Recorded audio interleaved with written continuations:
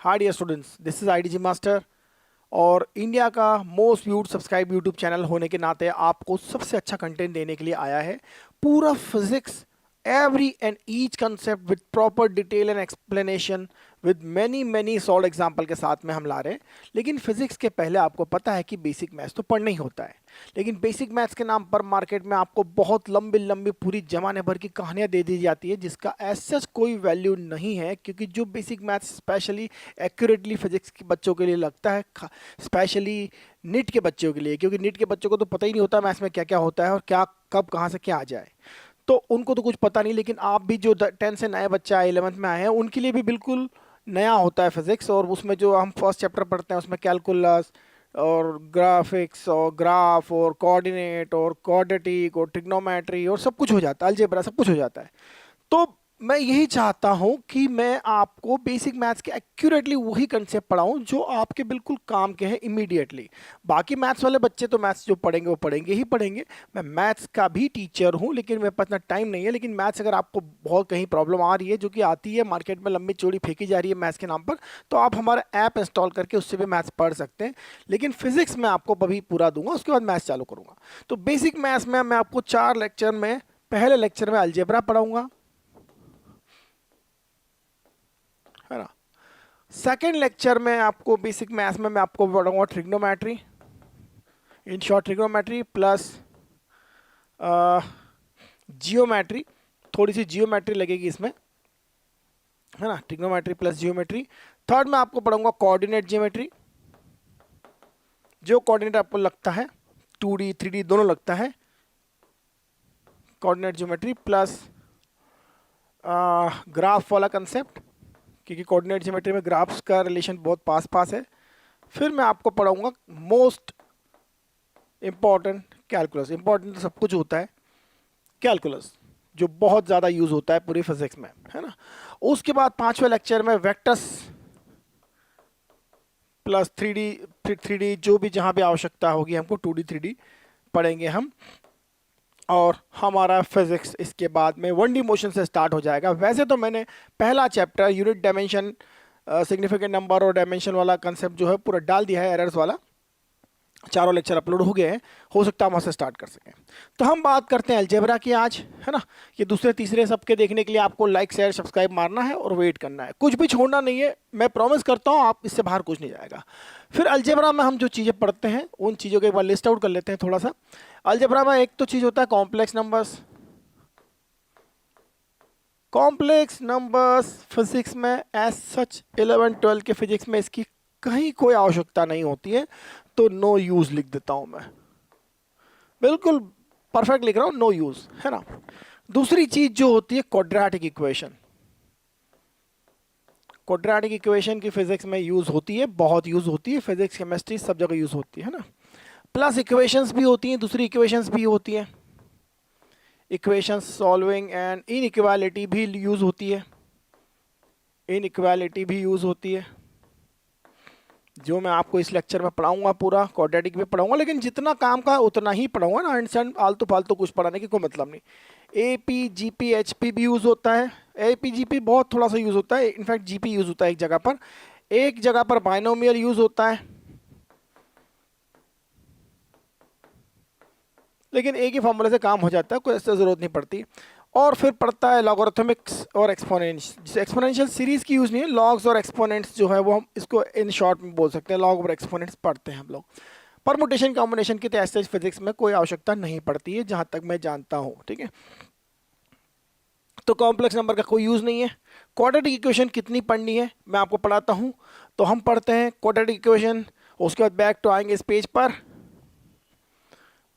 Quadratic equation, कोई भी equation आप क्वाड्रेटिक इक्वेशन क्लास 10 में पढ़ के आए हैं, राइट, एब्सोल्युटली पढ़ के आए हैं। तो कोई इक्वेशन क्वाड्रेटिक इक्वेशन जो होती है ax² plus bx plus c is equal to 0, ठीक है। क्वाड्रेटिक इक्वेशन के कितने रूट होते हैं पहले मैं ये बात करता हूँ। क्वाड्रेटिक इक्वेशन के 2 रूट होते हैं ना, ऐसा नहीं है। मैं आपको बोलता हूँ कि x⁻7 इज इक्वल टू 0 के कितने रूट होते हैं, बताइए। पॉलीनॉमियल्स पढ़ा है ना आपने, बताओ इसके कितने रूट होते हैं। अच्छा नहीं बताता इसका रूट, कोई नहीं बता पाता। क्यों? क्योंकि कंसेप्ट ही क्लियर नहीं है। कंसेप्ट क्लियर नहीं, कहाँ से बताएंगे। x⁻7 इज इक्वल टू 0 के कितने रूट होंगे और क्या क्या होंगे ये बताइए। इसके 7 रूट होंगे और सभी रूट 0 होंगे। ठीक है, ऑल रूट्स आर 0 और इसके रूट्स जो होंगे वो होंगे 0, 0, 0, 0, 0, 0, 0। इसको बोलते हैं कोइंसाइडिंग रूट्स या सिमिलर रूट्स, है ना, या सेम रूट, जो भी आपका है। तो क्वाड्रेटिक इक्वेशन के दो रूट होते हैं, दो सेम भी हो सकते हैं, डिफरेंट भी हो सकते हैं, रियल भी हो सकते हैं और इमेजिनरी भी हो सकते हैं। फिजिक्स में जहां तक हम पढ़ते हैं रियल रूट्स ही यूज में होते हैं, लेकिन एक क्वेश्चन जहां पर इसका इमेजिनरी पार्ट यूज होता है वो मैं क्वेश्चन ही आपको भी करा दूंगा, आपका कंसेप्ट क्लियर हो जाएगा। ठीक है, तो क्वाड्रेटिक इक्वेशन के दो रूट होते हैं। क्वाड्रेटिक इक्वेशन सॉल्व करना आपने क्लास 10 में अच्छे से पढ़ा होगा, मुझे अच्छे से विश्वास है कि आप क्वाड्रेटिक इक्वेशन क्लास 10 में अच्छे से पढ़ के आए होंगे, और नहीं है तो मैं आपको क्वाड्रेटिक इक्वेशन सॉल्व करने की मेथड फिर से बता देता हूं। सपोज हमारे पास इस तरह के क्वाड्रेटिक इक्वेशन है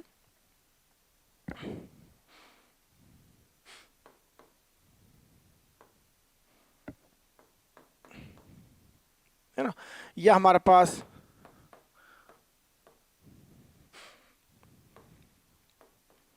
इस तरह की क्वाड्रेटिक इक्वेशन है। तो कैसे सिंप्लीफाई करते हैं हम, कैसे इसके रूट्स निकालते हैं, है ना। पूरी फिजिक्स में रूट निकालना एक इक्वेशन में आपको बता रहा हूं बिकॉज ऑफ कि मेरी एक छोटी सी ड्यूटी कि मैं एक इक्वेशन का रूट निकालना दिखा देता हूं जिन लोगों को बिल्कुल नहीं आता। देखिए क्या होता है, अगर यहाँ 2, 3, 4 कुछ हो तो आप चाहे तो उसे उसको डिवाइड करके इस तरह सिंप्लीफाई कर लीजिए, है ना। अगर कोई इक्वेशन में 2x² plus 12x plus minus 12x minus 32 इस तरह से दिया हो तो उसको सिंप्लीफाई करने के लिए 2 से डिवाइड कर दीजिए। तो 2 से डिवाइड करने पे ये x² plus 6x minus 16 is equal to 0 हो जाएगा, राइट। तो एक बार ये x² की टर्म में आ जाती है तो फिर आपको देखना है कि यहाँ जो x का कोफिशिएंट है या नहीं भी आती तो कोई दिक्कत नहीं, यहाँ x का कोफिशिएंट 1 है, यहाँ x का कोफिशिएंट a है, जैसे कि आप देखते हैं x का कोफिशिएंट b है, यहाँ कांस्टेंट टर्म सॉरी b है, यहाँ x² का कोफिशिएंट a है, x का कोफिशिएंट b है और कांस्टेंट टर्म है c। तो यहाँ x² का कोफिशिएंट 1 है, जहाँ कुछ नहीं होता है वहाँ 1 तो होता ही है मल्टीप्लिकेशन में, ठीक है ना। तो यहाँ 6 कोफिशिएंट है और कांस्टेंट टर्म है -16, ठीक है ना। इसे आप a b c बोलते हैं। आप इसे सिंप्लीफाई कैसे करते हैं, 16 को इससे मल्टीप्लाई करेंगे, है ना। देखिए साइड में ले जाके 16 को -1 से मल्टीप्लाई करेंगे तो ये हो जाएगा -16। अब आप इस 6 को एक तरफ ले आओ, कहना भैया तुम ऐसा टूटो कि -16 आ जाए तुम्हें मल्टीप्लाई करने से। तो 6 को तोड़ो, 3 + 3 करो, 3 × 3 करो तो कितना आएगा, 9 आ जाएगा इनको मल्टीप्लाई करने पर। 6 होता है 3 + 3, उसको 3 और 3 को मल्टीप्लाई करो तो 9 आ जाएगा, कोई मतलब नहीं है। 6 को लिखो 8 - 2, ये 6 होता है। तो 8 और 2 को मल्टीप्लाई करो, -2 को मल्टीप्लाई करो तो ये हो जाएगा -16। तो इस 6 को ऐसा तोड़ना है, ऐसा ब्रेकअप करना है, उसको प्लस करने पे तो वो नंबर आ जाए, जैसे 8 - 2 है, प्लस करेंगे तो 6 ही आएगा, लेकिन इनको मल्टीप्लाई करेंगे 8 और -2 को तो वो नंबर आ जाए जो हम इसके कोफिशिएंट इसको कोफिशिएंट से मल्टीप्लाई करने से लेके आए हैं, जो कि 16 और -1 के मल्टीप्लाई करने से आया है -16। तो ये जब दोनों आ जाते हैं तो आपका इक्वेशन इजीली फैक्टराइज हो जाता है। नहीं आता है तो हम धाराचार्य फॉर्मूला से करेंगे, मैं आपको करके दिखाता हूं, ठीक है ना, वो भी। तो यहां हो गया आपका 6 का ब्रेकअप। तो 6 का ब्रेकअप होगा 8, आप इसको कैसे भी लिख सकते हो, 8x लिख दो या -2x पहले लिख दो, कोई इशू नहीं है। तो जो भी ब्रेकअप हुआ 8 और -2 उसको ब्रेक किया आपने तो 8x हो जाएगा, -2x हो जाएगा, -16 हो जाएगा, इज इक्वल टू 0 हो जाएगा, ठीक है। अब यहां से क्या करेंगे हम, इसमें से x कॉमन लेते हैं हम लोग, है ना। इसमें से x कॉमन लेंगे तो ये x बचेगा, x² क्या होता है x × x, x कॉमन ले लिया, 8x में से x कॉमन लिया तो 8 बचेगा। यहां से कुछ ऐसा कॉमन ले कि फैक्टर ये बन जाए, है ना। ये फैक्टर ही बनना चाहिए और बनेगा ही बनेगा, क्योंकि अगर आपने वो सही ब्रेकअप किया है तो ये फैक्टर बनेगा ही बनेगा। तो ये फैक्टर बनेगा तो मैंने लिख ही दिया है, पक्की बात, ठीक है ना। तो मैं दिख रहा है कि मुझे x चाहिए तो ये -2 कॉमन लेना पड़ेगा।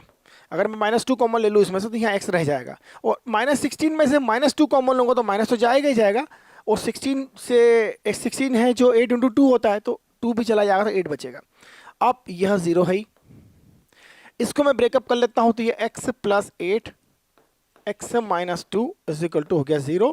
तो यहां से मुझे मिला x इज इक्वल टू 2। देखिए ये 0 कब होता है, इसे समझिए। दो चीजों का मल्टीप्लिकेशन 0 कब होता है, मैं इक्वेशंस में डिटेल में इसमें बात करूंगा, है ना। इसकी बात करूं, मैं इसको भी समझाता हूं। चलो इसका भी सॉल्यूशन समझाता हूं आपको, इसके जस्ट बाद इसका सॉल्यूशन समझाता हूं कि ये कैसे आया, है ना। x into x is equal to 0, ऐसा भी लिख सकते हैं हम, या ऐसा लिख दो आप a into b is equal to 0। इसके सॉल्यूशन क्या हुआ है, इसके सॉल्यूशन ये हुआ है कि दो नंबर्स का प्रोडक्ट या दो वेरिएबल्स का प्रोडक्ट या दो क्वांटिटीज का प्रोडक्ट 0 हो रहा है। इसका अर्थ हुआ या तो a 0 है या b 0 है, a 0 और b 0, right. a is equal to 0 और b is equal to 0। Since a not equal to b, obviously यार ये दो फैक्टर है, एक फैक्टर ये रहा, एक फैक्टर ये रहा, है ना। a 0 है इस इक्वेशन का सॉल्यूशन, और b 0 है इस इक्वेशन का सॉल्यूशन। तो कोई दिक्कत नहीं, हमें फैक्टर सेम है, नहीं है सेम हो तो भी, नहीं सेम हो तो भी चलेगा, नो प्रॉब्लम नो प्रॉब्लम। तो x प्लस 8 0 होगा तो भी 0 आएगा, x माइनस 2 0 होगा तो भी ये 0 आएगा। ये 0 कब आएगा, जब x माइनस 2 0 हो या x प्लस 8 0 हो। तो अगर मैं x माइनस 2 को 0 लिखता हूं तो x इज इक्वल टू 2 आ जाएगा, और मैं x प्लस 8 को 0 लिखता हूं, x plus 8 is a solution of this equation, क्योंकि इसकी इक्वेशन से a इंटू बी 0, तो a 0 solution, b 0 is solutions, are solutions, these are solutions, ठीक है, दीज आर सोल्यूशंस। तो इससे क्या मिलेगा हमें, इससे मिलेगा हमें x is equal to minus 8, ठीक है। ये दो सोल्यूशंस हो गए इसके, 8 को उधर ले जाएंगे तो माइनस 8 हो जाएगा। तो दो सोल्यूशन हो गए, दैट मीन्स क्वाड्रेटिक इक्वेशन के दो रूट्स हैं, ठीक है। मैं ऐसे सिंपली, ये आपको आता है, बिल्कुल आता है, 100% आता होगा। मैं आपको थोड़ा प्रूफ करके दिखाता हूँ। ये जो ऊपर मैंने लिखा है ना, इसको प्रूफ करके दिखाता हूँ। मैंने मिटा दिया है इसको, ये आप अच्छे से जानते हैं, पर मेरा काम था एक बार बताना बायोलॉजी वालों को, उनको जिनको बिल्कुल नीट वाले बच्चे जो भी नए नए आए हैं, गाँव से आए हैं, उनको नहीं आता, बता दिया मैंने, ठीक है। x into x is equal to 0 या एक्स स्क्वायर इक्वल टू 0, ये भी तो क्वाड्रेटिक इक्वेशन है। इसमें b 0 है, c भी 0 है, कोई दिक्कत नहीं है। एक्चुअली इसको ध्यान से देखो तो ये x इंटू एक्स 0 है, तो इसका अर्थ हुआ कि जब ये x 0 होगा या ये x 0 होगा तो इसके दोनों फैक्टर्स अलग अलग 0 होंगे। ये दो सॉल्यूशंस आ गए, आर टू सॉल्यूशंस, ठीक है। x to the power 7 is equal to 0, इसके कितने सॉल्यूशंस हैं, इसके 7 सॉल्यूशंस हैं और सभी 0 है। कैसे, x into x into x into x into x into x into x into कितने हो गई 7x इज इक्वल टू 0, ठीक है। मल्टीप्लाई में सब, all these are in multiplication. ये 0 कब आएगा, जब ये x 0 हो, एक सोल्यूशन आ गया। ये 0 कब आएगा, जब ये x 0 हो, ये 0 कब आएगा, इस तरह से 7 सोल्यूशन हो जाएंगे, right. So it has 7 solutions. अब मैं आपको और दूसरी चीजें बताता हूं जिनको आप नोट करते जाइए, समझते जाइए। समझना बहुत आवश्यक है। ये मैथ्स और फिजिक्स ऐसे सब्जेक्ट है जिनमें आपको समझना है, रटने से कुछ ना होता है, ठीक है। अगर मैं आपको लिख दूं कि भैया मेरे पास कहीं से गॉड गिफ्टेड गिवन फिगर्स है, फैक्टर्स है, ये आ गया, कितने सॉल्यूशंस है भाई, 3 सॉल्यूशन है, 3 फैक्टर है। ये 0 तब आएगा जब यह 0 हो, क्योंकि 0 में कुछ भी मल्टीप्लाई करो 0 आ जाता है। यह 0 होगा तो इन दोनों को ले बैठेगा भाई, x की वैल्यू कुछ ऐसी होगी कि या तो ये 0 हो या 0 हो या ये 0, तीनों में से, तीनों एक साथ तो 0 हो नहीं सकते।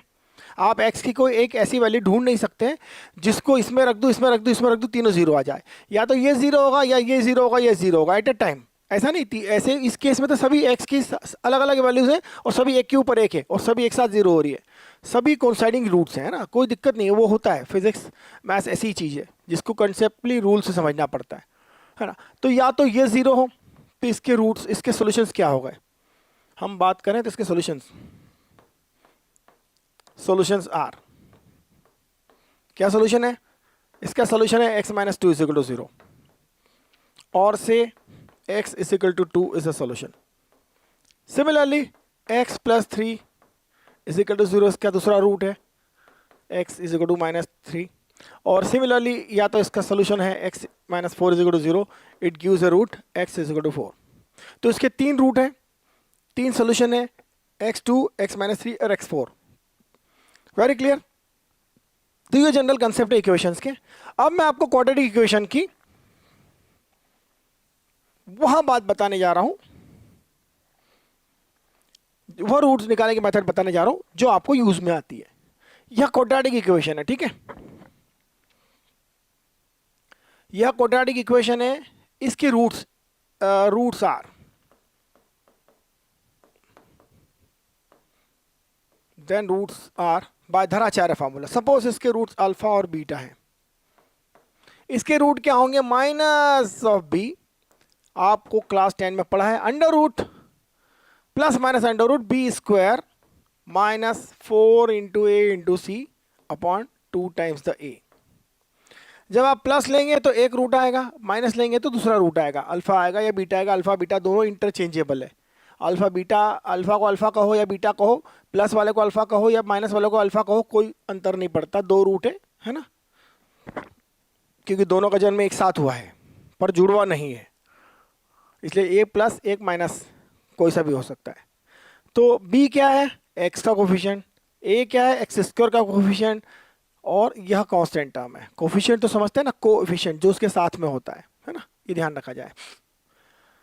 तो इस तरह से हम किसी भी इक्वेशन का रूट इससे, क्वाड्रेटिक इक्वेशन का रूट से निकाल सकते हैं। इस फॉर्मूले को लिख लो, याद कर लो, जब क्वाड्रेटिक इक्वेशन के रूट निकालना की आवश्यकता हो ये फॉर्मूला लगाओ डायरेक्ट, ठीक है। और सारे फॉर्मूलाज की एक जो आपने पढ़ना है, लिखना है, याद रखना है, एक अच्छे से स्केच पेन से व्हाइट पेपर बाजार से लाओ, उस पर लिखो और चिपका दो जहाँ आप बैठते हो दिन भर, या आपको आवश्यकता पड़ती है वहाँ दिन में खाना खाने बैठे, है ना, आराम करने बैठे, जब भी जहाँ भी आपको लगता है। अब मैं आपको वो क्वेश्चन बताता हूँ जिसमें क्वाड्रेटिक इक्वेशंस के रूट्स जो हैं वो आते हैं। एक मिनट में, हाँ आ गया वापस। चलो देखिए, इसमें एक बात क्लियर है, जो निट वाले बच्चे तो बिल्कुल नहीं जानते हैं, और जो नए बच्चे अभी आए हैं 10वीं पास करके वो भी नहीं जानते, क्योंकि 10वीं में हमने इसको नहीं समझा था। बी स्क्वायर माइनस 4ac, देखो यहां देखिए, if B square greater than 4ac क्या होगा भाई लोग? अगर B square greater than 4ac तो ये एक पॉजिटिव क्वांटिटी है, और पॉजिटिव क्वांटिटी का अंडर रूट निकाल सकते हैं आप। कैलकुलेटर में जाओ, पॉजिटिव क्वांटिटी का अंडर रूट निकल जाएगा, है ना। Roots are real, roots are real. Real मतलब जो कैलकुलेटर आपको लिखा हुआ दिखा दे, 1 2 3 पॉइंट डेसिमल में जो भी नंबर है, रियल नंबर्स क्या होते हैं? जो 1 से लेकर 0 तक और डेसिमल मिला के कोई भी नंबर लिख दो, that is a real number. Roots are real. और if B square is less than, इसको इक्वल भी ले लिए, B square less than 4ac, तो ये अंडर रूट वाली क्वांटिटी क्या होगी? ये निगेटिव हो जाएगी। Under root B square less than 4ac का अर्थ हुआ कि ये क्वांटिटी निगेटिव होगी। ये इसको डिस्क्रिमिनेंट कहा जाता है। और ये अगर निगेटिव हो गया अंडर रूट के अंदर, तो under root, negative under root कैसे निकालोगे भाई? आपने कैलकुलेटर से कभी निकाला क्या? कभी इस क्लास में पढ़ा क्या अंडर रूट किसी नेगेटिव क्वांटिटी का? नॉर्मली कॉम्प्लेक्स नंबर में पढ़ते हैं हम लोग, जहाँ इमेजनरी नंबर्स होते हैं, जो अंडर रूट -1 को इमेजिनिंग करके निकाला जाता है। लेकिन अभी तो हम कुछ भी नहीं पढ़ते हैं। तो इस तरह के केस केवल फिजिक्स में एक जगह यूज होती देखी मैंने आज तक, और वो केस मैं आपको बता देता हूँ कहाँ और कैसे आती है ना। और कहीं और यूज हो तो आप उसको भूलना मत, उस कंसेप्ट को याद कर लेना मेरी बात, ठीक। तो हमें वहां वह केस समझनी है, उस केस पर बेस्ड न्यूमेरिकल को मैं आपको बता देता हूं अभी इसी घड़ी इसी समय, ठीक है। देखिए भाई लोग, ये हो गया। हाँ, कंसेप्ट तो क्लियर ही होंगे आपके, बिल्कुल क्लियर है, काहे ना क्लियर है, ठीक है। मैं आपको बताता हूं एक केस। एक क्वेश्चन आता है कि एक इंसान खड़ा है, बंदा खड़ा है, आप खड़े हैं, मैं खड़ा हूं, कोई भी यहां पर बस पे, बस के लिए खड़े हैं। बस यहां पर है, बस वाला ड्राइवर आपका दुश्मन है ना, आपकी उससे बिल्कुल पटती नहीं। आपने बस को देखा, सीटी मारी, बस ड्राइवर ने सुन लिया कि भाई अब मुझे भागना है, बस की स्पीड 0 थी, है ना। ये अगर आपने मैकेनिक्स नहीं भी पढ़ा है तो भी, जिन लोगों ने पढ़ लिया उनके लिए भी, और जो पढ़ने वाले हैं उनके लिए भी, हम पढ़ेंगे इसको आगे जाकर। तो स्पीड इसकी 0 थी, कोई दिक्कत नहीं, और थोड़ा बहुत स्पीड वगैरह तब पढ़ के आए हैं 9 10 में, मुझे पता है। एक्सेलरेशन इसका suppose 2 metre by second square था। मतलब बस वाले ने एक्सीलरेटर बढ़ा दिया, गाड़ी बढ़ा दी, भगाओ, तो स्टार्ट करा, जीरो से स्टार्ट होकर बस ने स्टार्ट करा, स्टार्टअप का एक्सेलरेशन तो आप जानते नहीं, तो कोई बात नहीं, मैं निकाल दूंगा, फॉर्मूला लिख दूंगा, उस फॉर्मूला से यूज करना। और आपने देखा कि यार बस खड़ी है, अब आपने भागना शुरू कर, लेकिन आपके अंदर कोई इंजन तो लगा नहीं, आप तो बस भाग सकते हैं एक स्पीड से, तो एक स्पीड से भाग सकते हैं, और आपकी वो भागने की स्पीड है सपोज 10 मीटर पर सेकेंड, थोड़ी ज़्यादा बता दी पर कोई बात नहीं, आप वर्ल्ड के फास्टेस्ट रनर हैं। आपने v is equal to 10 metre पर सेकेंड से रन करना स्टार्ट कर दिया, है ना। u लिखिए, v मत लिखिए, u लिख लीजिए, थोड़ा अच्छा रहता है। इनिशियल स्पीड आपकी v है, u है, और एक्सेलरेशन आपका 0 है क्योंकि आपके अंदर इंजन नहीं लगा, इंजन तो बस में लगा है। अब आपके और बस के बीच की डिस्टेंस है सपोज 20 मीटर, 20 मीटर ले, 40 मीटर ले लो, चलो 40 मीटर, ठीक है ना। बस के तक, ऑलमोस्ट बस तक पहुंचने के लिए आपको 40 मीटर क्रॉस करना है। बताओ कि आप बस क्रॉस कर पाओगे या नहीं कर पाओगे। और अगर मैं लिख देता हूं कि ये मुझे नहीं पता है, you I don't know, you क्या हो, ये क्वेश्चन यह है कि यू क्या हो कि बस को पकड़ लिया जाए, जस्ट बस को पकड़ लिया जाए, यू क्या हो कि बस को पकड़ लिया जाए। अब बताओ कैसे सॉल्व होगा। सॉल्व करने का मेथड बिल्कुल सिंपल है। सपोज t0 पर ये आप इवेंट हुई कि बस वाले ना भगाना चालू करो और आप खड़े, और t is equal time second पर, after t second, time t second पर, time is equal to t second पर बस यहां से x डिस्टेंस चल गई है, यहां से x डिस्टेंस चल गए, आप चल गए x डिस्टेंस, है ना, आप चल गए x डिस्टेंस। तो आपने कितनी डिस्टेंस चली यहां से यहां तक बताइए। सिंपल, आपकी u स्पीड है, तो जो x आप चले दौड़े वो हो जाएगा स्पीड इनटू टाइम। स्पीड कितना है आपका u पता नहीं है मुझे वो, क्योंकि मुझे u स्पीड से रन करना स्टार्ट किया मैंने। इक्वेशन कैसे लिखी जाएगी कि u स्पीड से स्टार्ट करके हम t टाइम में x डिस्टेंस चलते हैं, तो x is equal to u into t हो गया, है ना। यहां से यहां तक x हो गया और वो हो गया u इंटू टाइम t। दूसरी ओर बस वाले के बड़े मजे हैं, क्योंकि पहले ही वो 40 मीटर आपसे आगे खड़ा है, तो वो 40 मीटर तो पहले ही खड़ा है 40, और यहां से यहां तक कितना है बताइए, जो x है यहां से यहां तक है, तो इस x में यहां से यहां तक का तो 40 है, और यहां से यहां तक का कितना है, जो ड्राइवर बस ने चला, जो बस चली, बस की जो स्पीड s है वो हो जाएगी 1/2 एक्सेलरेशन टाइम का स्क्वायर, और एक्सेलरेशन कितना है 2 है, तो 2 से 2 डिवाइड हो जाएगा, और बस जो चलेगी वो टी स्क्वायर चलेगी, टी स्क्वायर मीटर या जो भी, हाँ टी स्क्वायर टाइम का स्क्वायर चलेगी, ठीक है। तो बस वाला जो यहां से यहां तक चलेगा वो होगा टी स्क्वायर। तो मैं फॉर्मूले में लिख देता हूं कि ये x जो है यह 40 प्लस टी स्क्वायर होगा, जो हमने निकाला 40 प्लस s होगा, है ना, जो बस चली, ये जो बस पहले से चल चुकी थी बस बाद में चली, 40 प्लस टी स्क्वायर हो जाएगा। अब ध्यान से देखिए, हमारे पास एक क्वाड्रेटिक इक्वेशन आ गई है, और वह क्वाड्रेटिक इक्वेशन है यह, इन दोनों को एक साथ लिख लेते हैं, है ना। This is what u into t, इसे लिख लेते हैं, ये हो जाएगा t square minus u into t plus 40 is equal to 0, ठीक है। u, अब इस क्वाड्रेटिक इक्वेशन से आप क्या निकालेंगे, बस ये इक्वेशन आप लिख सकते हैं।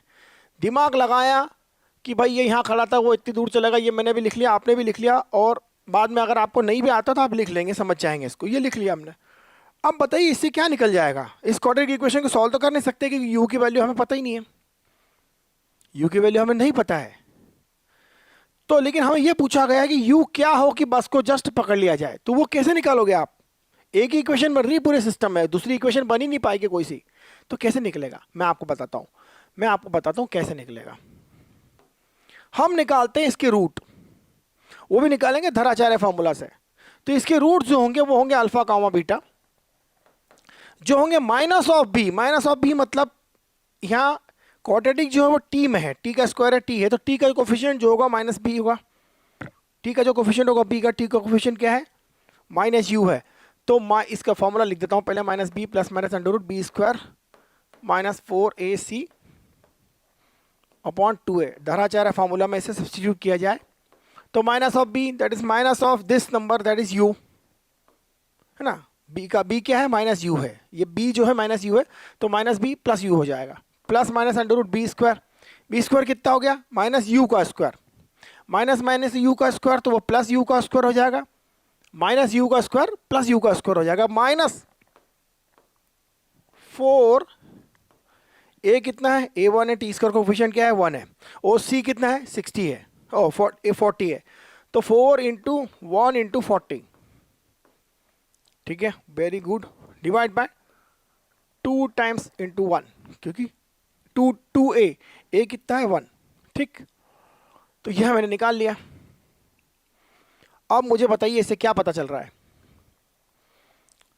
इससे क्या पता चल रहा है, इससे एक बात पता चल रही है, जिसे मैथमेटिक्स आता है वो समझ जाएगा कि रियल वर्ल्ड की बात हो रही है, रियल वर्ल्ड की, तो ये जो टाइम है अल्फा बीटा जो है वो टाइम निकलेगा ना, टाइम की वैल्यूज निकलेगी, T1 T2 समझ लो, और टाइम क्या होना चाहिए, एक रियल नंबर होना चाहिए, टाइम एक रियल नंबर है। इस इक्वेशन का अगर कोई सॉल्यूशन है तो उसमें रियलिटी होना चाहिए, रियल नंबर होना चाहिए, और रियल नंबर कब होगा, जब अंडर रूट के अंदर जो क्वांटिटी है, जो अंडर रूट के अंदर जो क्वांटिटी है,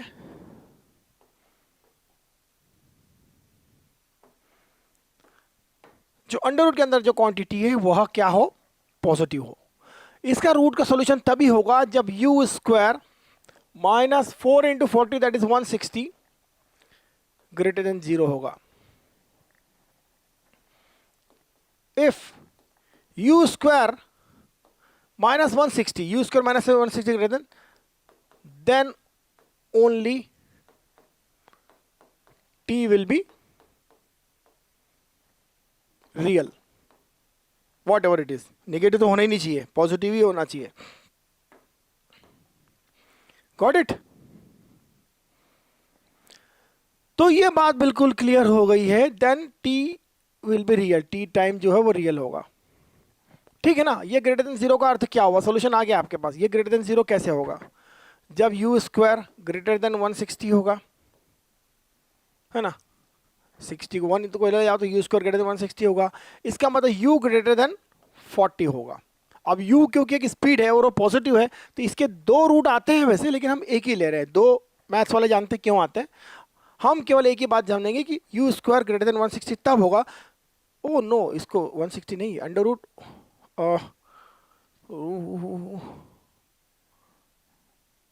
40 नहीं, 4√10, क्योंकि 16 को बाहर लाऊंगा तो 4 हो जाएगा और 10 रह जाएगा अंदर, 14 है ना, 16 थोड़ी ना है, तो u जब ग्रेटर देन 4√10 होगा तभी ये उसको कैच कर सकता है, और u अगर लेस देन 4√10 है तो यह क्वांटिटी क्या होगी, यह क्वांटिटी क्या होगी, निगेटिव होगी, और निगेटिव हो गई तो ये t जो है वो एग्जिस्ट ही नहीं करेगा, रियल नहीं है, t रियल नहीं है मतलब आप इसको कैच ही नहीं कर सकते, और यही है क्वाड्रेटिक का इस पर्टिकुलर केस में यूज, ठीक है। इसको बहुत ध्यान से समझना होगा, आपको इस रूल को समझना होगा, क्वाड्रेटिक के कंसेप्ट को समझना होगा जो मैंने आपको बताया, और ये एकमात्र क्वेश्चन है जो क्वाड्रेटिक के इस रूल पर पूरी फिजिक्स में मैंने आज तक हजारों क्वेश्चन सॉल्व किए होंगे पिछले 25-30 साल में, जिसमें यह दिखा मुझे, राइट, और कोई इसे कर भी नहीं सकता, जिसको मैथ स्ट्रॉन्ग है वही कर सकता है। तो आइए हम आगे देखते हैं क्वाड्रेटिक इक्वेशन के बाद हमें क्या पढ़ना है। तो क्वाड्रेटिक इक्वेशन इतना ही काफ़ी है आपको, बाकी रूट्स निकालना तो आपको आता ही होगा, तो दिस इज डन, है ना, इज डन क्योंकि इसको करना ही नहीं है। अब बचे इक्वेशन और inequality. Equations and inequality is very very important, equation solve करना और इनइक्वालिटीज को समझना ये बहुत इंपॉर्टेंट है आपका quadratic basic maths for IIT-JEE। देखिए भाई ऐसा है कि दो इक्वेशन सॉल्व करना आपको आती है ना, दो इक्वेशंस आपको सॉल्व करना आती है। अगर आपको मैं a + b = 4 दे दूं और ट्वाइस a - b = 2 दे दूं तो मुझे लगता है कि आप इजीली सॉल्व कर सकते हैं इसे, ठीक है ना।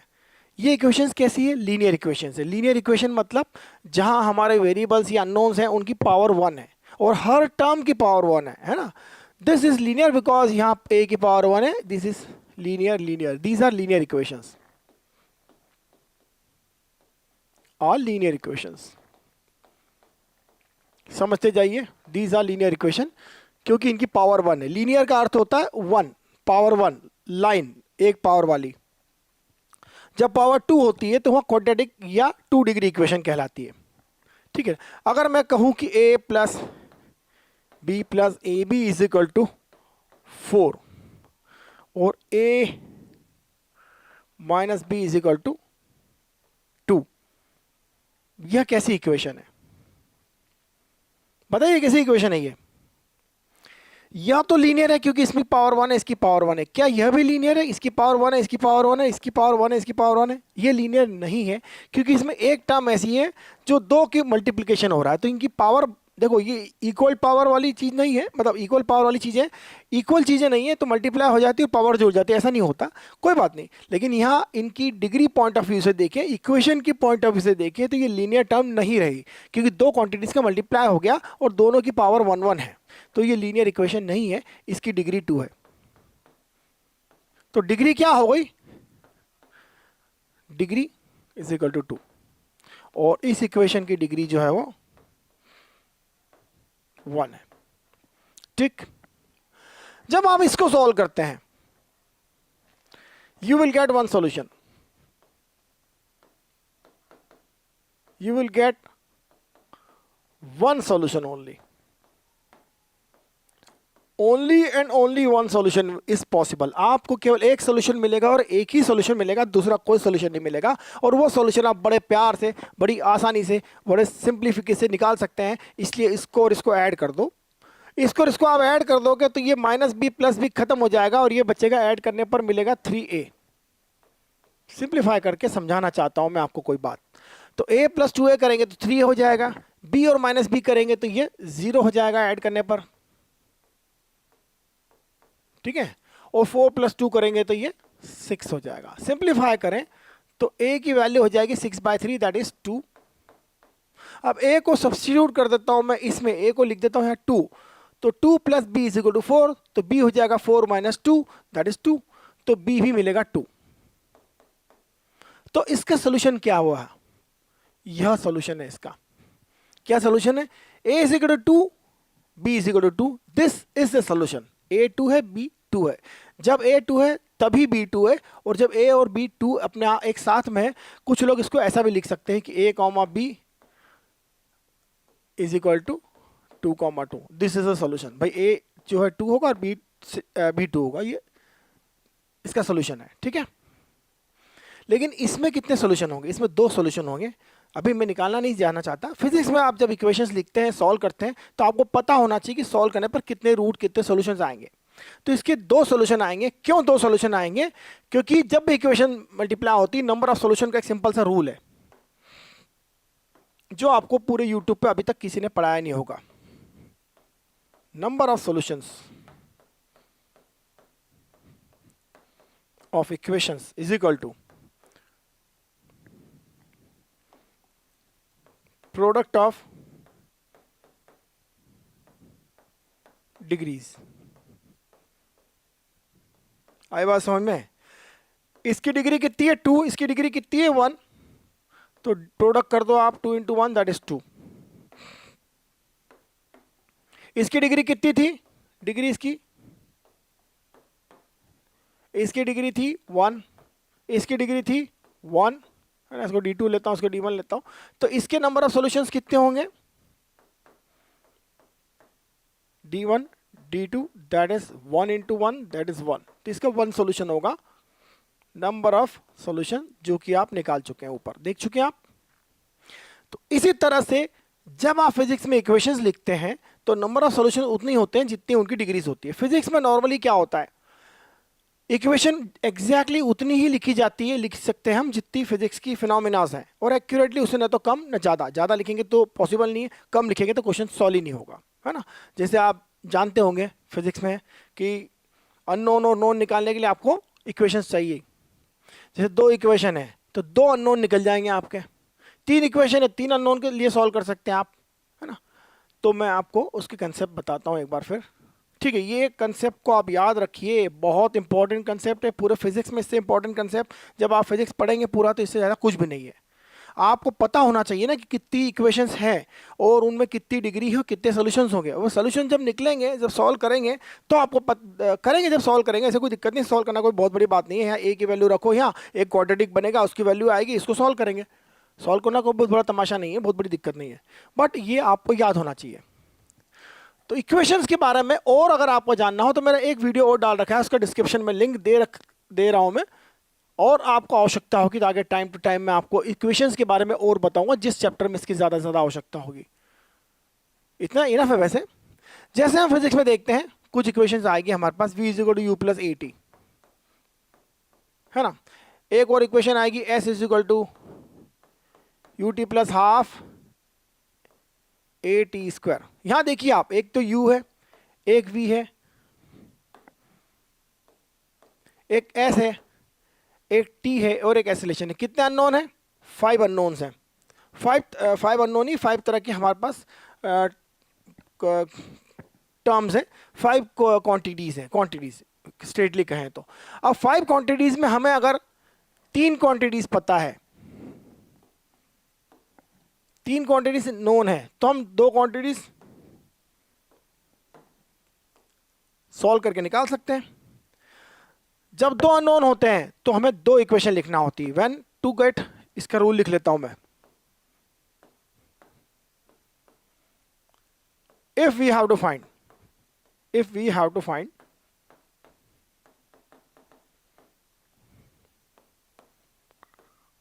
2 unknown values,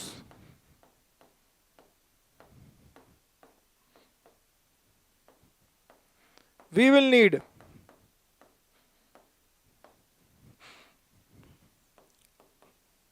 two independent equations. Independent.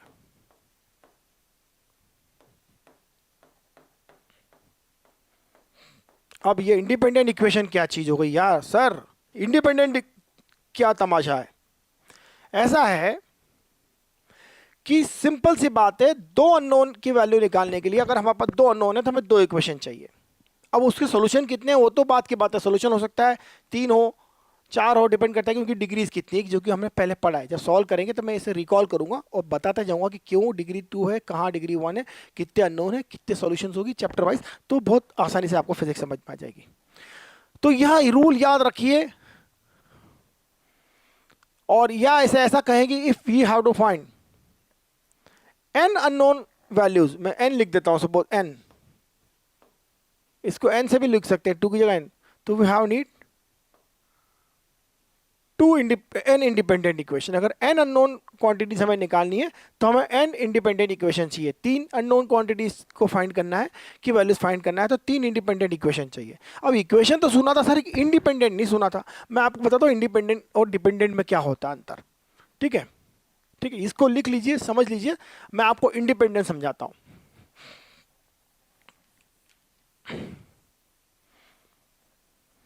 Independent equation कैसी होती है? आपने लिखा a plus b is equal to 4, मैंने मान लिया। आपने लिखा 2a minus B is equal to 2, ठीक है, मैंने मान लिया।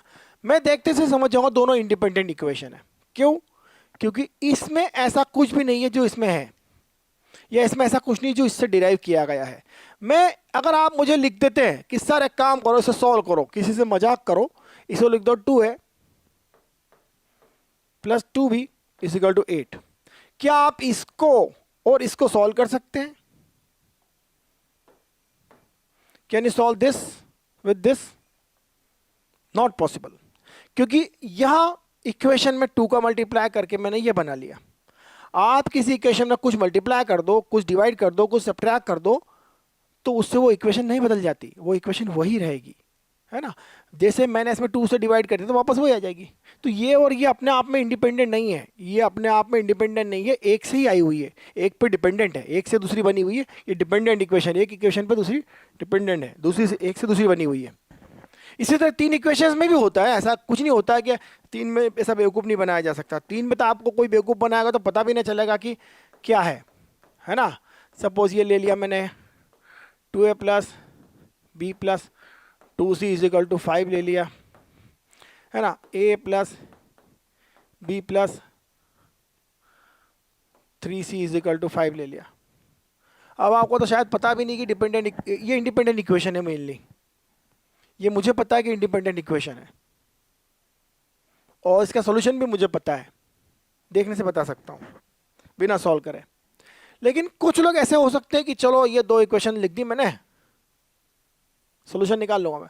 अब एक किसी ने क्या करा, कह रहे काम करते हैं, ये दो एक इक्वेशन लिख ली, एक इक्वेशन लिख ली और इसमें से इसको सब्ट्रैक्ट कर दी, चलो इसमें से इसको सब्ट्रैक्ट करके एक नई इक्वेशन बना ली, 2a माइनस ए से b माइनस बी जीरो, कोई बात नहीं, b माइनस बी जीरो हो गया, कोई बात नहीं, और 2c माइनस सी, सी हो गया, और 5 माइनस 2 ये हो गया।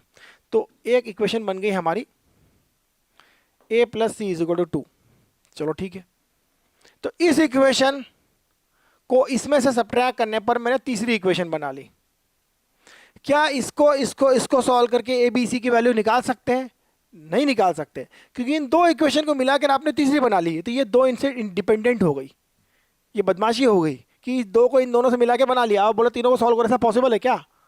ऐसा तो पॉसिबल नहीं। आप तो कुछ भी मल्टीप्लाई करके चार इक्वेशन बना लो, तो चार इक्वेशन कैसे सॉल्व होगी आपस में? इनकंसिस्टेंट हो जाएगी, जो हम पढ़ते हैं मैथ्स वाले पढ़ते हैं जो बच्चे, तो ऐसा पॉसिबल ही नहीं कि ये इक्वेशन इससे सॉल्व हो। फिजिक्स में ऐसी सिचुएशन नहीं आती है। जब आप इक्वेशन लिखते हैं और फिजिक्स के फिनोमेना पे लिखते हैं, सही लिखते हैं, तो आपको दो इक्वेशन मिलेगी। जैसे कि अगर आप सॉल्व करना चाहते हैं कि 1 upon focal length is 1 upon V minus 1 upon U, और magnification is minus V by U, magnification is V by U, तो ये दो डेफिनेटली इंडिपेंडेंट इक्वेशन है। इसमें एफ वी और वी जो भी सब्स्टिट्यूट करेंगे, जो रियल वर्ल्ड से डेटा आएगा वो इंडिपेंडेंट ही आएगा। ये इससे डेरा, ये इससे डेरा है ही नहीं, हम जानते हैं। तो फिजिक्स में ऐसा कुछ नहीं होता है ना। तो कुल मिला के बात यह है कि फिजिक्स में आप, अच्छा ऐसा भी नहीं हो सकता है कि आपने दो इक्वेशन तीन इक्वेशन बना दी, ये आप टेंथ में पढ़ के आए ना, ऐसा भी नहीं हो सकता कि कोई जादू करे मैं इस दोनों को मिला के एक इक्वेशन लिख सकता हूँ। v is equal to 1 minus m f. मैं फिजिक्स में ये बच्चों को पढ़ाता हूँ कि बेटा v डायरेक्ट इससे निकालो 1 माइनस एम एफ से, इसमें एम v का मल्टीप्लाई कर दो, v इन दोनों को मिला के मैं तीसरी इक्वेशन बना लेता हूँ। तो क्या है, तीसरी तीन इक्वेशन बन गई, तो क्या मैं तीन अननोन निकाल सकता हूँ? भाई अननोन कितने हैं बताइए यहाँ पर? एक तो v अननोन है, एक ऑब्जेक्ट डिस्टेंस है, एक इमेज डिस्टेंस है, एक फोकल लेंथ है, और एक मैग्नीट्यूड है। चार अननोन है। और अगर मैं इस इक्वेशन से मिला के तीसरी इक्वेशन बना रहा तो मेरे पास तीन इक्वेशन हो गई। अब अकॉर्डिंग टू रूल तीन इक्वेशन हो गई तो मैं तीन अननोन की वैल्यू निकाल सकता हूँ। तो ऐसा हो सकता है कि तीन अननोन हो और एक ही नोन हो, मतलब खाली लेंस दे दिया जाए आपको, एफ फोकल लेंथ का था, वी यू और एम सब निकाल लोगे? पॉसिबल ही नहीं। लेंस दो तो कम से कम यू तो दो, या वी तो दो, या एम तो दो, कोई दो चीज़ दोगे आप, है ना। एक लेंस की वैल्यू रहेगी, तीनों में से कोई एक और देगा वैल्यू रहेगी। जब तीन में से कोई एक वैल्यू रहेगी तो आपके पास कुल मिला के चार में से दो नोन हो जाएगी और दो अननोन हो जाएगी। जब दो नोन होगी तो आपके पास इक्वेशन या तो ये लो या ये लो, ये दोनों लो, या ये सॉल्व करो, या ये सॉल्व करो, कोई भी दो सॉल्व करो, ये इन दोनों से बनी है। तो ये और ये आपस में म्यूचुअली इंडिपेंडेंट हो जाएगी, क्योंकि ये इससे पूरी ये नहीं बनी है, क्योंकि इसमें इसको मिक्स करके मैंने ये इक्वेशन निकाली। ये इक्वेशन आप भी निकाल सकते हो। इसमें आप v से मल्टीप्लाई एम से, इससे v से मल्टीप्लाई कर दो, आप इसे u से मल्टीप्लाई कर दो तो ये इक्वेशन आ जाएगी। इसमें मल्टीप्लाई करो u से, सॉरी v से मल्टीप्लाई करो तो v by f 1 upon v upon v that is 1, और v by u that is m, तो v is 1 minus m f. ये इक्वेशन आ गई ना। तो कुल मिला के यह है कि फिजिक्स में आप अपने इंटेलिजेंस का यूज करो, कितने अननोन है कितने नोन है, ये इस बात से बिल्कुल समझ में आ रहा है कि हमारे पास एक इक्वेशन ये है, एक ये है, मैंने दोनों को मिला के तीसरी बना ली। अब इसमें इसका भी अंश है, इसका भी अंश है, इसलिए ये और दोनों आपस में इंडिपेंडेंट हो सकती है, ये आपस में इंडिपेंडेंट हो सकती है, लेकिन तीनों आपस में मिलकर तीन इंडिपेंडेंट इक्वेशन नहीं होगी, दो ही होगी, क्योंकि अननोन यहां पर कितने हैं? चार है। क्वांटिटीज कितनी है? चार है। चार क्वांटिटी, नॉट अननोन, चार क्वांटिटी। अगर मैं तीन क्वांटिटी छिपा लूँ और बोलो कि सिर्फ एफ ले लो या एम ले लो, तो बताओ बाकी सब चीजें निकालो, कैसे निकलेगी भाई? पॉसिबल ही नहीं। तो दो तो पता होना चाहिए, बाकी दो आप इन दोनों को या इन दोनों को या इन दोनों को सॉल्व करके निकाल लो। बहुत सिंपल है फिजिक्स भाई, उसके पीछे का मैथ समझना होता है, बहुत सिंपल है। किसी अच्छे इंसान से पढ़ो, किसी घासलेट से मत पढ़ो फिजिक्स। कुछ भी बकवास, घंटों बकवास हो, कुछ भी बकर करते कि बेटा हाँ बेटा हाँ बेटा हाँ बेटा, बेटा का कुछ नहीं हुआ। जाके पिछले बेटे जितने भी पढ़े 2 साल से, उन सब बेटे से पूछ लो कितने बेटे के नंबर आए, कोई बेटा पास नहीं हुआ है। ठीक है बेटा, तो ये ध्यान रखना कि फिजिक्स उनसे पढ़ो जिनका मैथ्स मजबूत है। मैं कॉलेज मैथ्स ओलंपियाड टॉपर हूँ, सिविल सर्विसेज जैसी एग्जाम मैथ्स से दिया हुआ है, जिसमें मैथ्स एज अ सब्जेक्ट था पूरा, जिसमें बीएससी एमएससी तक का पूरा मैथ्स पढ़ा हुआ है, और फिजिक्स में पूरा बीएससी एमएससी इंजीनियरिंग पूरा पढ़ा हुआ है, तब जाके आईएएस के एग्जाम में बैठने देते हैं अंदर। ठीक है, किसी लायक नहीं बचते आप नहीं तो ये हो गई इक्वेशंस, और इक्वेशंस के सारे कंसेप्ट मैंने आपको बता दिए हैं। आई होप कि इससे आपके सारे कंसेप्ट क्लियर हो जाएंगे। मैं आपको यही कहूँगा, नहीं समझ में आया 10 बार पढ़ लो, जीवन सफल हो जाएगा। ठीक है, अब इनइक्वालिटीज में पढ़ता हूँ। इनइक्वालिटी या इनइक्वालिटीज जो होती है, देखो भाई लोग, ऐसा है कि इनइक्वालिटीज पे पूरा एक वीडियो मैंने इसी चैनल पे डाल रखा है, जिसका डिस्क्रिप्शन, इस वीडियो के डिस्क्रिप्शन में मैं लिंक डाल रहा हूँ। मैं यहाँ इन शॉर्ट डाल रहा हूँ, वहाँ बहुत डिटेल में डाल रखा है। वो मैथ्स वालों के भी काम में आता है, बायोलॉजी वालों के लिए या अभी जो 10वीं से अभी इसमें फिजिक्स पढ़ने आए हैं उनके लिए ज़्यादा काम का नहीं है वो, क्योंकि उतना सब पढ़ेंगे तभी दिमाग का गोबर बन जाएगा, बहुत ज़्यादा हो जाएगा। तो इनइक्वालिटी समझना बहुत आसान है। ए ग्रेटर देन 3 है, गुड। ए ग्रेटर देन 3 है ना। तो क्या ए ग्रेटर देन 1/3 भी होगा? नहीं होगा, क्योंकि मैंने इसका रेसिप्रोकल ले लिया है ना। अब मैं इसका रेसिप्रोकल लेता हूं, देखिए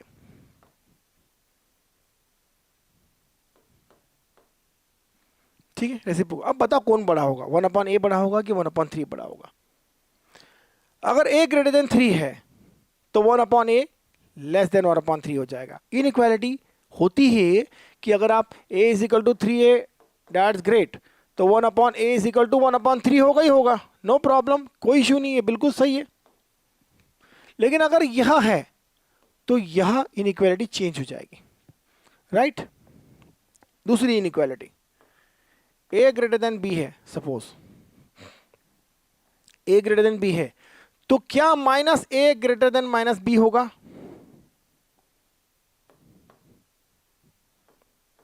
बताइए, क्या a ग्रेटर देन b है तो क्या -a ग्रेटर देन -b होगा? नहीं होगा। पूछो क्यों? ये से छोटा होगा। मतलब कि अगर आपने इसमें साइन चेंज किया, इसका दोनों साइड साइन चेंज किया, तो डायरेक्शन ऑफ इनइक्वालिटी चेंज हो जाएगी। लेस की ग्रेट, ग्रेट की लेस हो जाएगी, ग्रेटर से लेस हो जाएगी। अगर आपने रेसिप्रोकल ले लिया तो यह इनइक्वालिटी की डायरेक्शन चेंज हो जाएगी, ग्रेटर वाला लेस हो जाएगा, लेस वाला ग्रेटर हो जाएगा। ये दो रूल आप जीवन में याद रखो, सबसे पहली बात, ठीक है। एक तीसरा रूल बताता हूं मैं आपको। अगर a ग्रेटर देन b है, डज इट मीन कि c greater than ac greater than bc होगा? एक इंटेलिजेंट बच्चा ये जरूर सोचेगा कि सर आपने c अगर पॉजिटिव लिया तब तक तो ठीक है, a ग्रेटर देन b है, ये पक्की बात है कि 2a ग्रेटर देन 2b होगा, इसमें कोई दिक्कत नहीं है, मुझे भी आपको भी कोई दिक्कत नहीं है। लेकिन a ग्रेटर देन b है तो -2a लेस देन -2b होगा, क्योंकि मैंने -2a से मल्टीप्लाई किया। भाई 2 से मल्टीप्लाई करने में किसी को कोई दिक्कत नहीं है, इसको 2 दे, इसको 2 दे, कोई दिक्कत नहीं, ये क्वांटिटी उससे बड़ी रहेगी। लेकिन जब माइनस मल्टीप्लाई करेंगे तो साइन रिवर्स हो गया, साइन रिवर्स हो गया तो इनइक्वालिटी रिवर्स हो जाएगी, ठीक है। पर मैंने लिख दिया c, सिर्फ c लिखा। अब सीधी बात है यार, यहां तो c लिखा है और c के भेष में, c के पीछे अगर माइनस आया तो ये ठीक नहीं है, गलत है। यह सही भी हो सकता है, इट इज पॉसिबल ओनली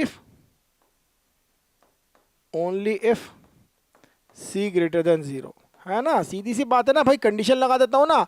अगर तेरा c ज्यादा है, a ग्रेटर देन b है, और तू ac को bc से ज्यादा बताना चाहता है, तो तभी संभव है जब c ग्रेटर देन 0 है।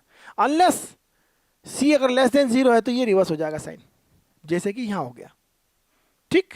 तो ये छोटी सी बातें हैं जो हमें समझनी है इनइक्वालिटी में, है ना। और भी बहुत सी छोटी बात है, मैं आपको इनइक्वालिटी के सारे रूल समझा देता हूं, how to operate with inequality, है ना। ये बहुत छोटे से छोटे कंसेप्ट हैं, बहुत माइनर कंसेप्ट है, लेकिन आप इसको लिख लो, समझ लो, याद रख लो। अब सपोज मैंने लिखा है कि भाई a जो है 2x + 3 से छोटा है, लेकिन इक्वल और ग्रेटर है किसी नंबर से, सपोज 1 से। ये इनइक्वालिटी में ऐसे रूल जो होता है ना, इस तरह से हम नहीं करते हैं। हम अगर किसी को ऐड करना चाहते हैं, कुछ ऐड करना चाहते हैं, तो ऐड कर सकते हो, कोई इशू नहीं, आप इसमें ऐड कर दो, कुछ भी ऐड कर दो। आप अगर इसमें चाहते हो कि 2 ऐड कर दूं, कर दो 2 ऐड, 1 + 2 कर दो, मुझे कोई दुख नहीं है। a को भी 2 चलेगा, फिर a को भी 2 देना पड़ेगा। अगर आपने यहाँ 2 ऐड किया तो यहाँ भी करना पड़ेगा, यहाँ भी करना पड़ेगा, सपोज, है ना। तो यहाँ भी 2 ऐड करना पड़ेगा, नहीं तो ये बुरा मान जाएगा, भाई तूने उसको 2 दिया मेरे को भी 2 दे, नहीं तो मैं रोऊंगा। ठीक। अगर आप इसमें से नॉर्मली इसको सॉल्व करने के लिए हम क्या करते हैं पहले कि कुछ घटाते हैं, कुछ सब्ट्रैक्ट करते हैं, कुछ ऐड करते हैं। तो मैं क्या करता हूं इसको, चलो मैं इसको सिंप्लीफाई करने के लिए 1 इसमें से सब्ट्रैक्ट कर देता हूं। तो इससे अगर 1 सब्ट्रैक्ट करूंगा तो 1 - 1 0 हो जाएगा ना। और इसमें से 1 सब्ट्रैक्ट करूंगा तो a - 1 हो जाएगा। और इसमें से 1 सब्ट्रैक्ट करूंगा तो 2x + 3 में से 1 सब्ट्रैक्ट होगा तो 2x + 2 हो जाएगा, क्योंकि 3 से हो जाएगा वो 2। ये सॉल्व हो गया। तो इनइक्वालिटी में आप कुछ सब्ट्रैक्ट करोगे तो सभी में से करोगे, कुछ ऐड करोगे तो सभी में से करोगे, और उससे इन साइंस में कोई चेंज नहीं आने वाला, क्योंकि आप सभी के साथ प्लस माइनस करने में कोई बुराई नहीं है। इनइक्वालिटी में अगर आपने कुछ मल्टीप्लाई किया सब में, ये कहाँ लगती है पता है, ये ऑप्टिक्स में लगती है, जहाँ पे म्यू की वैल्यू इससे कम उससे ज़्यादा, वो उल्टे सीधे क्वेश्चन आते हैं, इंसान को थोड़ा घुमा देते हैं, तो वहाँ यूज़ होता है इसका। आप बोलो सर हमने तो देखा नहीं, पर जब क्वेश्चन करोगे तो पता चलेगा। इसमें कुछ मल्टीप्लाई करता हूँ, चलो कर दिया मैंने 2 < 2 से मल्टीप्लाई करने में क्या बुराई है भाई, कुछ भी सब्ट्रैक्ट कर दो, सिंप्लीफाई कर दो, फिर 2 मल्टीप्लाई कर दो, जैसा आपको लगे कि मुझे कैसे सिंप्लीफाई करना है, ये तो ऑन कंडीशन पे डिपेंड करता है यार। ऐसा थोड़ी ना कि कुछ भी करना करेंगे बस, जो आवश्यकता लग रही कि हाँ 2 मल्टीप्लाई करने से सिंप्लीफाई होगा, या 2 डिवाइड करने से सिंप्लीफाई होगा, या 2 ऐड करने से, सब्ट्रैक्ट करने से 1 2 जो भी है उससे सिंप्लीफाई होगा। ठीक है, 2 मैंने समय मल्टीप्लाई कर दिया। इनइक्वालिटी का साइन चेंज करना है क्या, नहीं करना है, डायरेक्शन चेंज नहीं करना है ना। क्यों, क्योंकि पॉजिटिव क्वांटिटी से मल्टीप्लाई किया, जब नेगेटिव क्वांटिटी से मल्टीप्लाई किया होता डायरेक्शन चेंज हो जाती। तो चलो मैं नेगेटिव से मल्टीप्लाई करता हूँ इसमें, तो नेगेटिव से मल्टीप्लाई किया तो डायरेक्शन चेंज हो गई डायरेक्शन चेंज। लेस का ग्रेटर हो गया, ग्रेटर का लेस हो गया, ये -4x हो गया, और 3 × 2 6 हो गया माइनस का। ठीक है, तो यह कुछ इस तरह से हो जाएगा इनइक्वालिटी की direction change. You got this, I hope you got this all. तो इनइक्वालिटी के इन कंसेप्ट को समझना है, इनइक्वालिटी के साथ ऑपरेशन कैसे करना है समझना है। जब क्वेश्चन आएगा, जब न्यूमेरिकल्स आएंगे तो हम इनको यूज करेंगे, और बहुत आसानी से यूज करेंगे। अगर रूल पता है तो फिर मजे ही मजे हैं हमारे। तो आगे हम पढ़ते हैं, कहाँ चलें भाई, हमारे पास क्या, नहीं नीचे आओ नीचे आओ नीचे आओ। तो आई होप इनइक्वालिटी और इक्वेशंस में जितना आपने पढ़ा है समझ लिया है। सपोर्टेड में लिंक्स में डिस्क्रिप्शन में डाल रहा हूं, वो वीडियोस भी पढ़ लेना आप। अब हम पढ़ेंगे एपी एंड जीपी का यूज और बाइनोमियल का यूज। अब हम देखते हैं एपी जीपी, एरिथमेटिक प्रोग्रेशन, और जीपी तो क्लास 10 के मासूम बच्चे अभी नहीं जानते क्या होता है, ये ज्योमेट्रिकल प्रोग्रेशन होती है। ठीक है, तो एरिथमेटिक प्रोग्रेशन आप पढ़ के आए हैं, इस पे थोड़ा डिस्कशन मार लेते हैं, है ना। एरिथमेटिक प्रोग्रेशन आप पढ़ के आए हैं, लेकिन जहां तक मैं जानता हूं, मैंने आज तक फिजिक्स में एरिथमेटिक प्रोग्रेशन यूज करते हुए कोई क्वेश्चन देखा नहीं है। शायद ही कोई क्वेश्चन जो है मैंने देखा हो एरिथमेटिक प्रोग्रेशंस में जो आता हो, लेकिन फिर भी आपको एरिथमेटिक प्रोग्रेशन के फॉर्मूले जीवन भर याद रखना चाहिए, क्योंकि हो सकता है कहीं यूज हो जाए। बहुत रेयर चांस है, लेकिन कोई बहुत बड़ी बात नहीं है। ठीक है, तो एन टर्म का फॉर्मूला आपको पता होगा। एन टर्म जो होती है first term plus n, that is the number of term, और -1 into d is the common difference. Common difference तो आपको पता ही है, अगली पिछली टर्म्स को आप सब्ट्रैक्ट करते जाएंगे तो कॉमन डिफरेंस मिलेगा। ठीक है, और सम ऑफ एन टर्म्स का फॉर्मूला तो आपको पता ही होगा, n/2 twice a plus n - 1 d। बस मैं इतना ही कहूँगा कि आप जो क्लास 10 में पढ़ के आए हैं, ये 2 फार्मूले याद रख लीजिए। बहुत रेयर चांस है कि यूज हो, मुझे नहीं लगता कि मैंने आज तक इतना पढ़ा है कभी एरिथमेटिक प्रोग्रेशन पर यूज आया हो। ज्योमेट्रिक प्रोग्रेशन बच्चे 10th के बच्चे नहीं जानते हैं, लेकिन मैं यहाँ पर ज्योमेट्रिक प्रोग्रेशन के बारे में बता देता हूँ। और उसमें जो न्यूमेरिकल यूज होता है वो कुछ कैपेसिटेंस में यूज हुआ है, कुछ रेजिस्टेंस में यूज हुआ है, और कुछ आपका मेनली तो 1-2 क्वेश्चन इसमें दिखे थे मुझे, सबको दिखते हैं आपका इलेक्ट्रोस्टैटिक्स में, कि चार्ज रखा है 2k एंड सो ऑन, इसके कारण पोटेंशियल क्या होगा एंड एक्सेट्रा एक्सेट्रा। तो बहुत रेयर यूज हुआ, लेकिन ज्योमेट्रिक प्रोग्रेशन एक बहुत ही इंपॉर्टेंट प्रोग्रेशन है, जिसका कभी भी कहीं भी यूज हो सकता है। तो ज्योमेट्रिकल प्रोग्रेशन क्या होती है पहले उसे समझते हैं। फर्स्ट टर्म होती ए इज फर्स्ट टर्म, और ज्योमेट्रिकल प्रोग्रेशन में भी इनफाइनाइट ज्योमेट्री का जो प्रोग्रेशन का जो सम है ना, वही यूज हुआ आज तक, और कहीं भी यूज नहीं हुआ है। तो फर्स्ट टर्म इसकी ए होती है, और आर होती है कॉमन रेशियो। कॉमन रेशियो क्या होता है यह भी समझ लेते हैं हम। जब फर्स्ट टर्म में आप कुछ मल्टीप्लाई करते हैं आर का, कॉमन रेशियो होता है आर, तो वो नेक्स्ट टर्म आ जाती है। जैसे ना एपी में क्या करते थे कि फर्स्ट टर्म जो थी ए थी, उसमें कुछ ऐड करेंगे तो सेकंड टर्म आ जाएगी, फिर उसी चीज़ को उसी में ऐड करेंगे तो थर्ड टर्म आ जाएगी, एंड इसी तरह से आप उसमें ऐड करते जाएंगे बार बार, तो आपके आगे की टर्म आती जाएगी। कॉमन डिफरेंस है ये, क्योंकि इसमें से इसको सब्ट्रैक्ट करो डी आएगा, इसमें से इसको सब्ट्रैक्ट करो डी आएगा, this is common difference.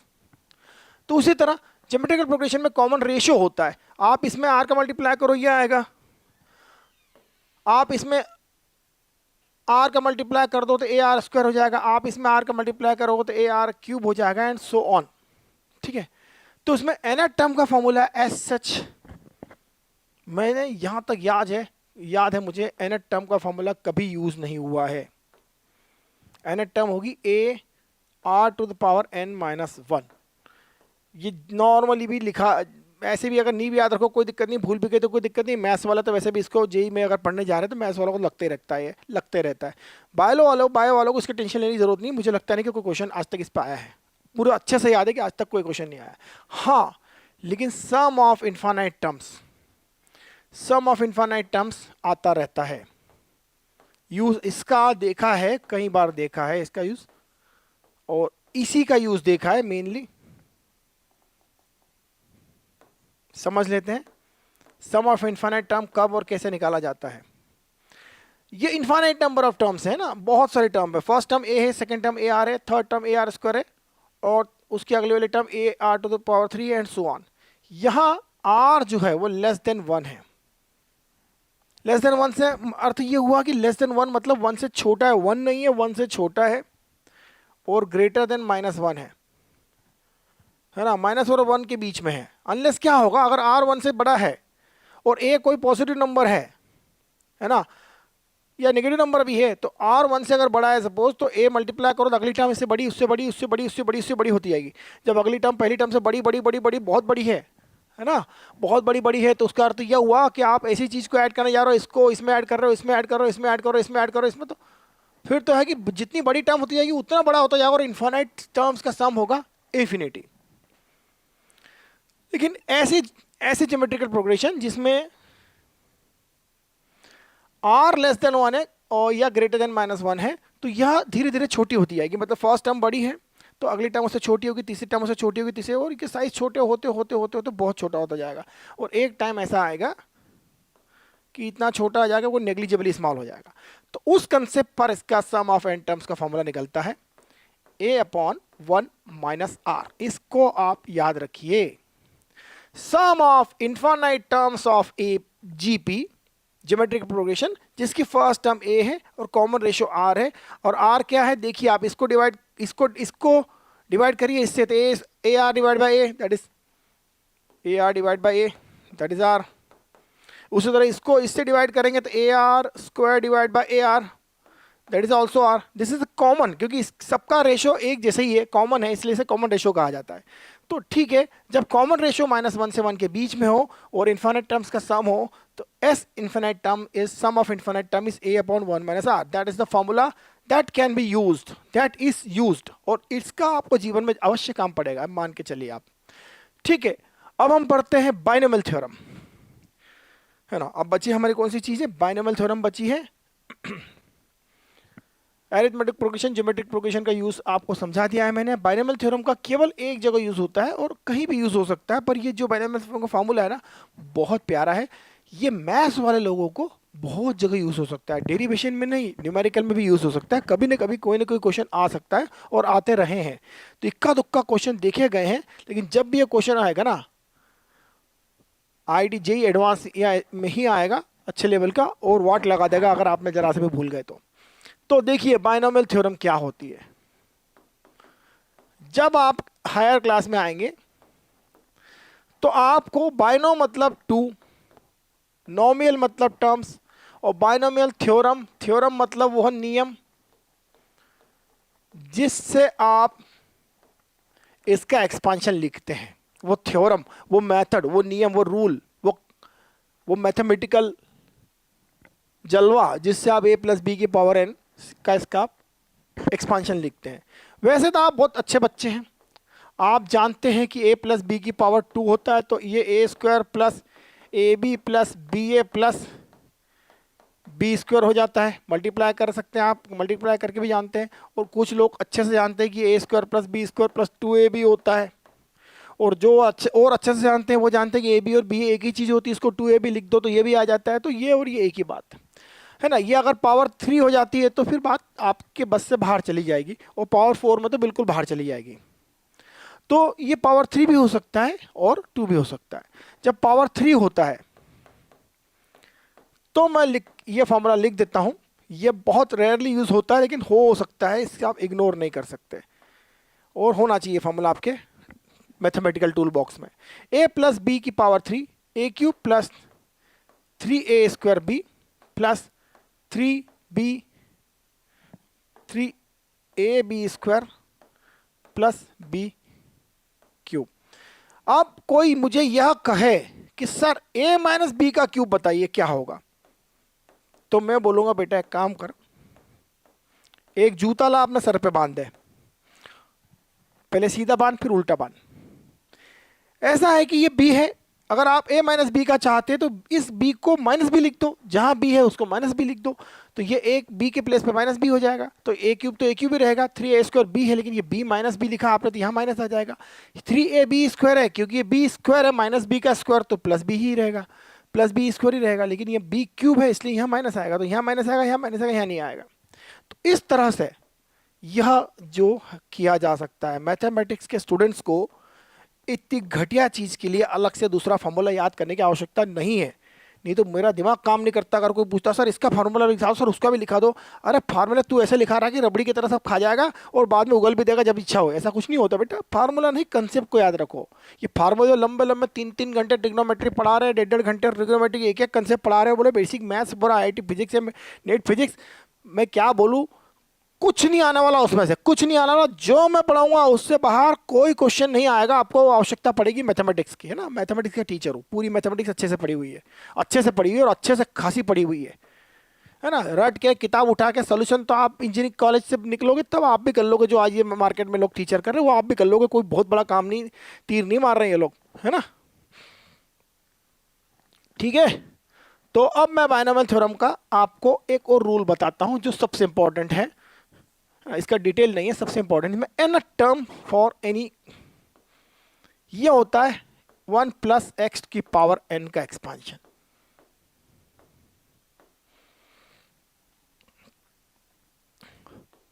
For any value of n,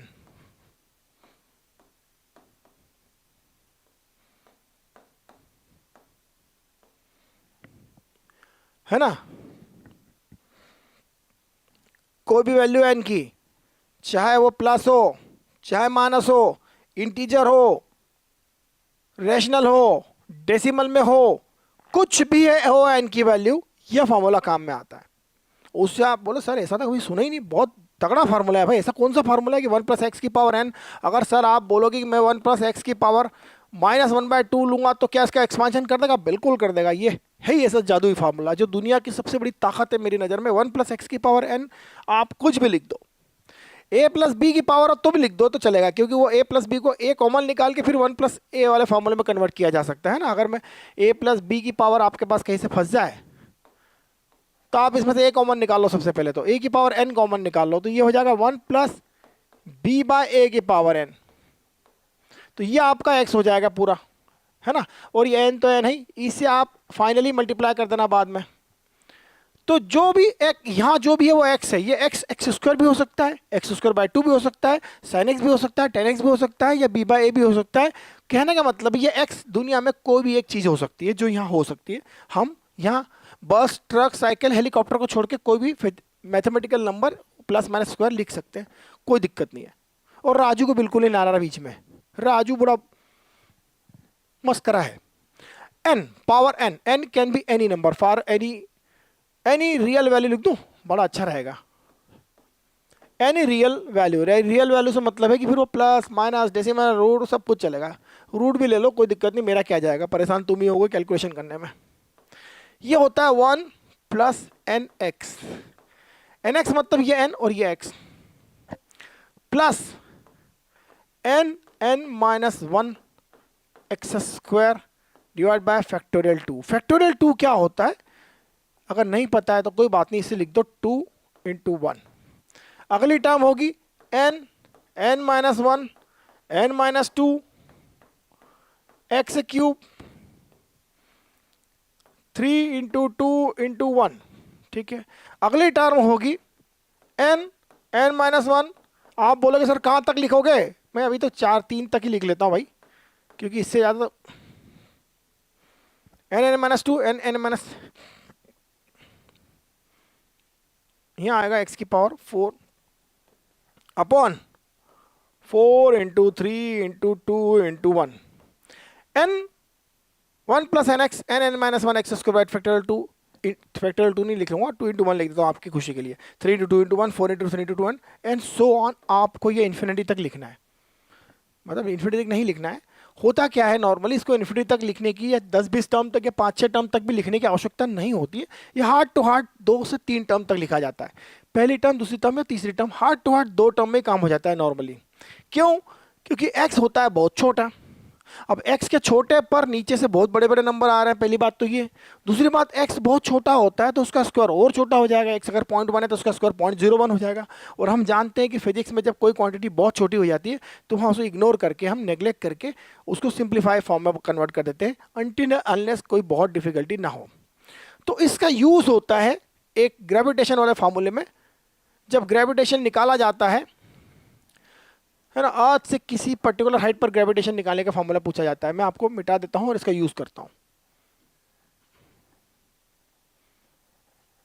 ठीक है, यही लिख लेता हूं। अर्थ की रेडियस r है। केवल डेरिवेशन में तो यहाँ ही एक ही जगह यूज होता है फिजिक्स में, वो डेरिवेशन मैं आपको समझा ही देता हूँ, कोई दिक्कत नहीं है, कोई बहुत बड़ी दिक्कत नहीं है। और अर्थ से हाइट h, अर्थ की रेडियस होती है 6400 किलोमीटर। और ये h छोटा सा बच्चा हो अगर r के कंपैरिजन में, छोटा हो, 2 बार छोटा लगा देता हूं। सिर्फ छोटे से काम नहीं चलेगा, 2 बार छोटा साइन लगाने का अर्थ ये हुआ कि छोटा बहुत छोटा। ये बहुत अच्छी टर्म है फिजिक्स की कि छोटा बहुत छोटा। अगर 6400 से छोटा बहुत छोटा है तो क्या 3000? नहीं, 3000 नहीं, 3000 तो उसके कंपैरिजन रेंज में आ गया। 100-200 भी उसके आसपास हो जाएगा। छोटा बहुत छोटा सा अर्थ ये है कि अगर कोई चीज़ 100 है तो उसके कंपैरिजन में 1 या 8 आना या 4 आना बहुत छोटा होता है। 100 रुपये की कंपैरिजन में 5 रुपये 10 रुपये तो बड़ा होता है यार, इतना भी छोटा नहीं होता। तो छोटा जरूर होता है 5 रुपये 10 रुपये, लेकिन छोटा छोटा नहीं होता। छोटा छोटा वो होता है जो बहुत छोटा होता है, कम से कम 100 गुना छोटा हो approximately, it lease but the last, है ना। एक जनरल रफ आइडिया बोल रहा हूँ, फिजिक्स में हार्ड शॉक रूल नहीं है, लेकिन रफ आइडिया, रफली बहुत छोटा होता है। तो जब h बहुत छोटा होता है r से, तो हम क्या करते हैं, g डैश से एक फॉर्मूला बनाते हैं।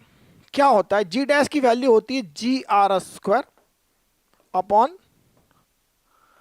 r plus h whole square.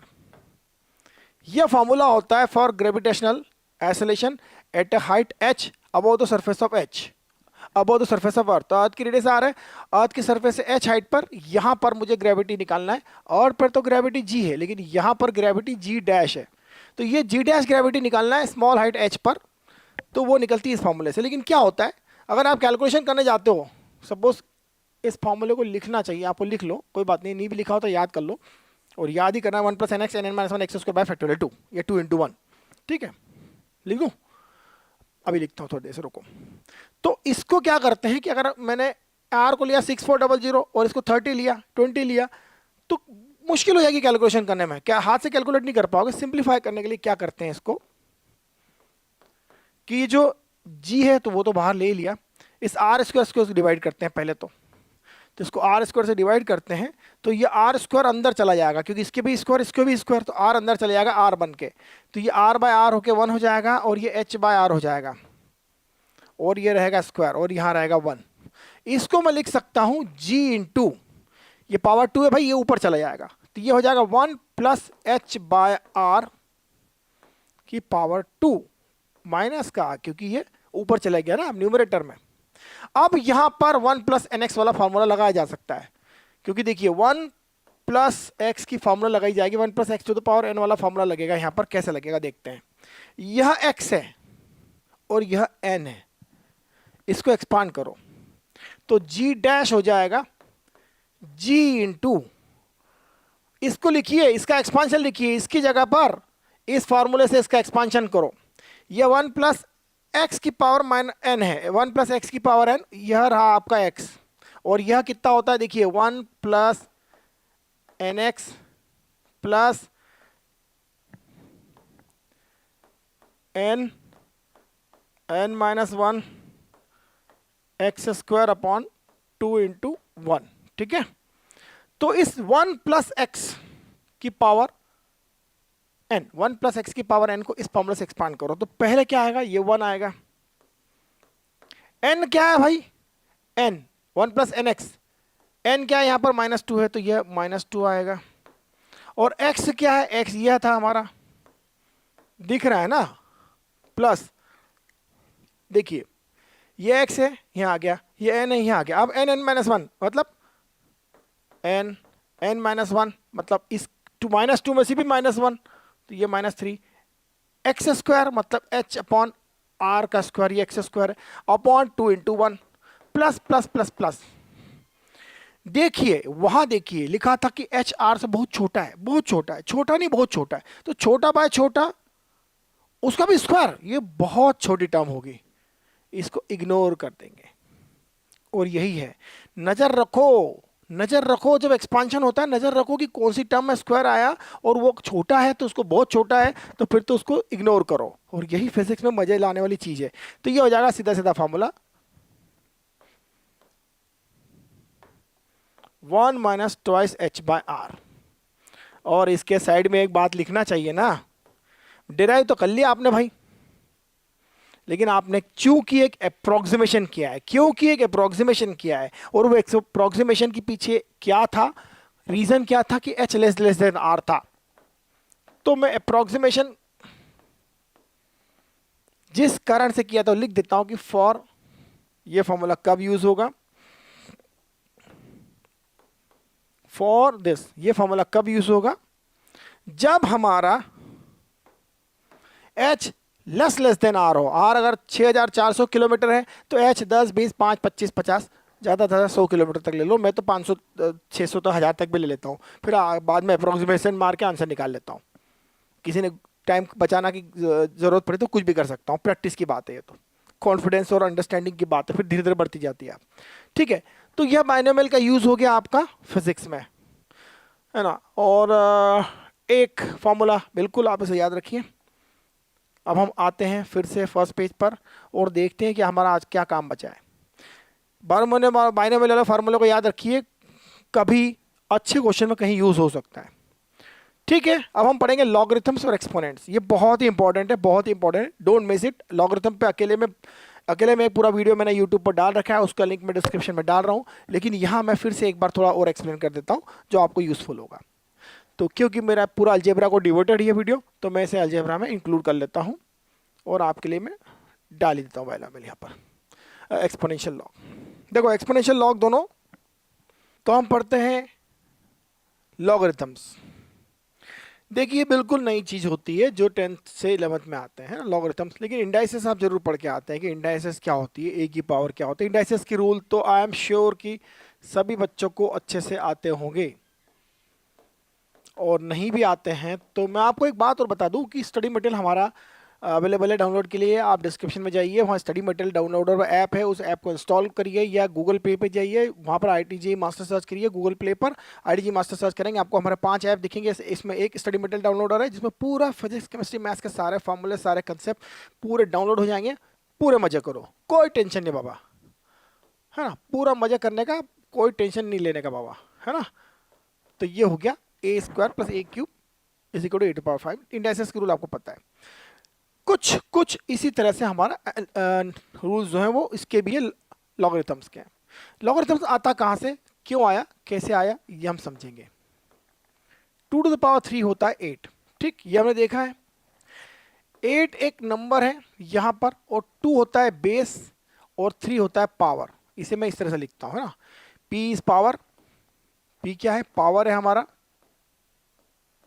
किसका पावर है, B बेस है, बेस का पावर है ये, और n जो है वो हमारा नंबर है। एक बात ध्यान रखिए, here number can not be negative. एक ही बात ध्यान रखना है कि n जो है वो ऑलवेज ग्रेटर देन 0 होता है। यहाँ पर ये ऐसा नंबर है जो ग्रेटर देन 0 ही होता है, लेस देन 0 नहीं होता है और 0 भी नहीं होता है, ग्रेटर देन 0 ही होता है। बस इतना ध्यान रखना है। तो यहां पर हम इस तरह से चलते हैं, b की power p is equal to n। ठीक है, अब हम एक काम करते हैं, अगर मैं इसे कुछ ऐसा लिखूं 2 to the power 3 is equal to number 8। ठीक है, थोड़ा अच्छा लगेगा आपको। अब मैं लेता हूं लॉगरिथम्स। तो लॉग ऑफ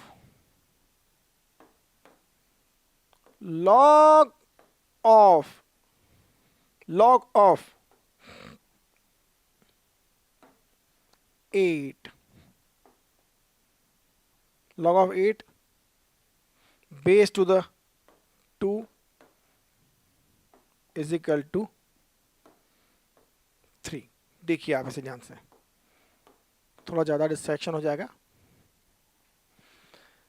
8 का लॉग ले रहा हूं मैं, बेस 2 है, यह 3 होगा, पावर 3 होगी। देखिए 2 की पावर 3 इज 8, तो उसको दूसरे तरीके से लिखने के लिए हम एक नया मैथमेटिकल कंसेप्ट यूज करते हैं इसमें, लॉगरिथम्स। लॉगरिथम्स क्या कहता है? लॉग का होता है एक बेस जिसे थोड़ा नीचे लिखा जाता है, और ये log of 8 for the base 2 is equal to 3। एक बात ध्यान रखिए, यहां बेस बदलेगा तो पावर भी बदलेगी, है ना। ऐसा थोड़ी ना है कि बेस बदलेगा तो पावर नहीं बदलेगी। अगर मैं बोलता हूं कि 2 की पावर 4 अगर 16 है ना, तो मैं लिखता हूं कि log of 16 at base 2 is equal to 4। दिख रहा है कि 2 की पावर 4 लूंगा तो 16 आएगा, log of 16 for base 2 is 4। This 4 is basically power to which base is number 16। ठीक है, तो लेकिन हमें एक और बात पता है कि 4 की पावर 2 भी तो 16 होता है। तो अगर मैं यहां बेस चेंज कर देता हूं, बेस 4 लेता हूं और नंबर सेम लेता हूं तो 2 हो जाएगा। तो 16 is a number when 4 is the base in power is 2, 4 to the power 2 is 16 also. तो एक्चुअली कोई भी नंबर 3 है, सिर्फ ऐसा थोड़ी ना है कि भाई 2 की पावर 3 8 होता है। मैं 3 की पावर कुछ चढ़ा दूं तो भी 8 ला सकता हूं। मैं 3 की खोपड़ी पर कोई x नंबर चला के भी 8 ला सकता हूं, और मैं इसको भी सॉल्व कर सकता हूं with the help of logarithms, है ना। या 8 की पावर पर 3 चढ़ा दूं तो भी x ला सकता हूं। 8 की खोपड़ी पर x चढ़ाकर भी 3 ला सकता हूं। तो लॉगरिथम चीज ही ऐसी है कि किसी की खोपड़ी पर कुछ भी चढ़ा दो, आप उसको इस तरह से लॉगरिथम्स के रूल्स, मेथड से, कंसेप्ट से ला सकते हैं। और फिजिक्स में ये बहुत जगह अपीयर होता है, अपने आप आता है, इक्वेशंस में अपने आप आ जाता है, क्योंकि नेचुरली ये चीज है, तो उसको मैथमेटिक्स में आ गया है ये। तो इसके रूल्स बड़े सिंपल से हैं, बहुत सिंपल रूल है, बड़े बड़े प्यारे से रूल है लॉग के।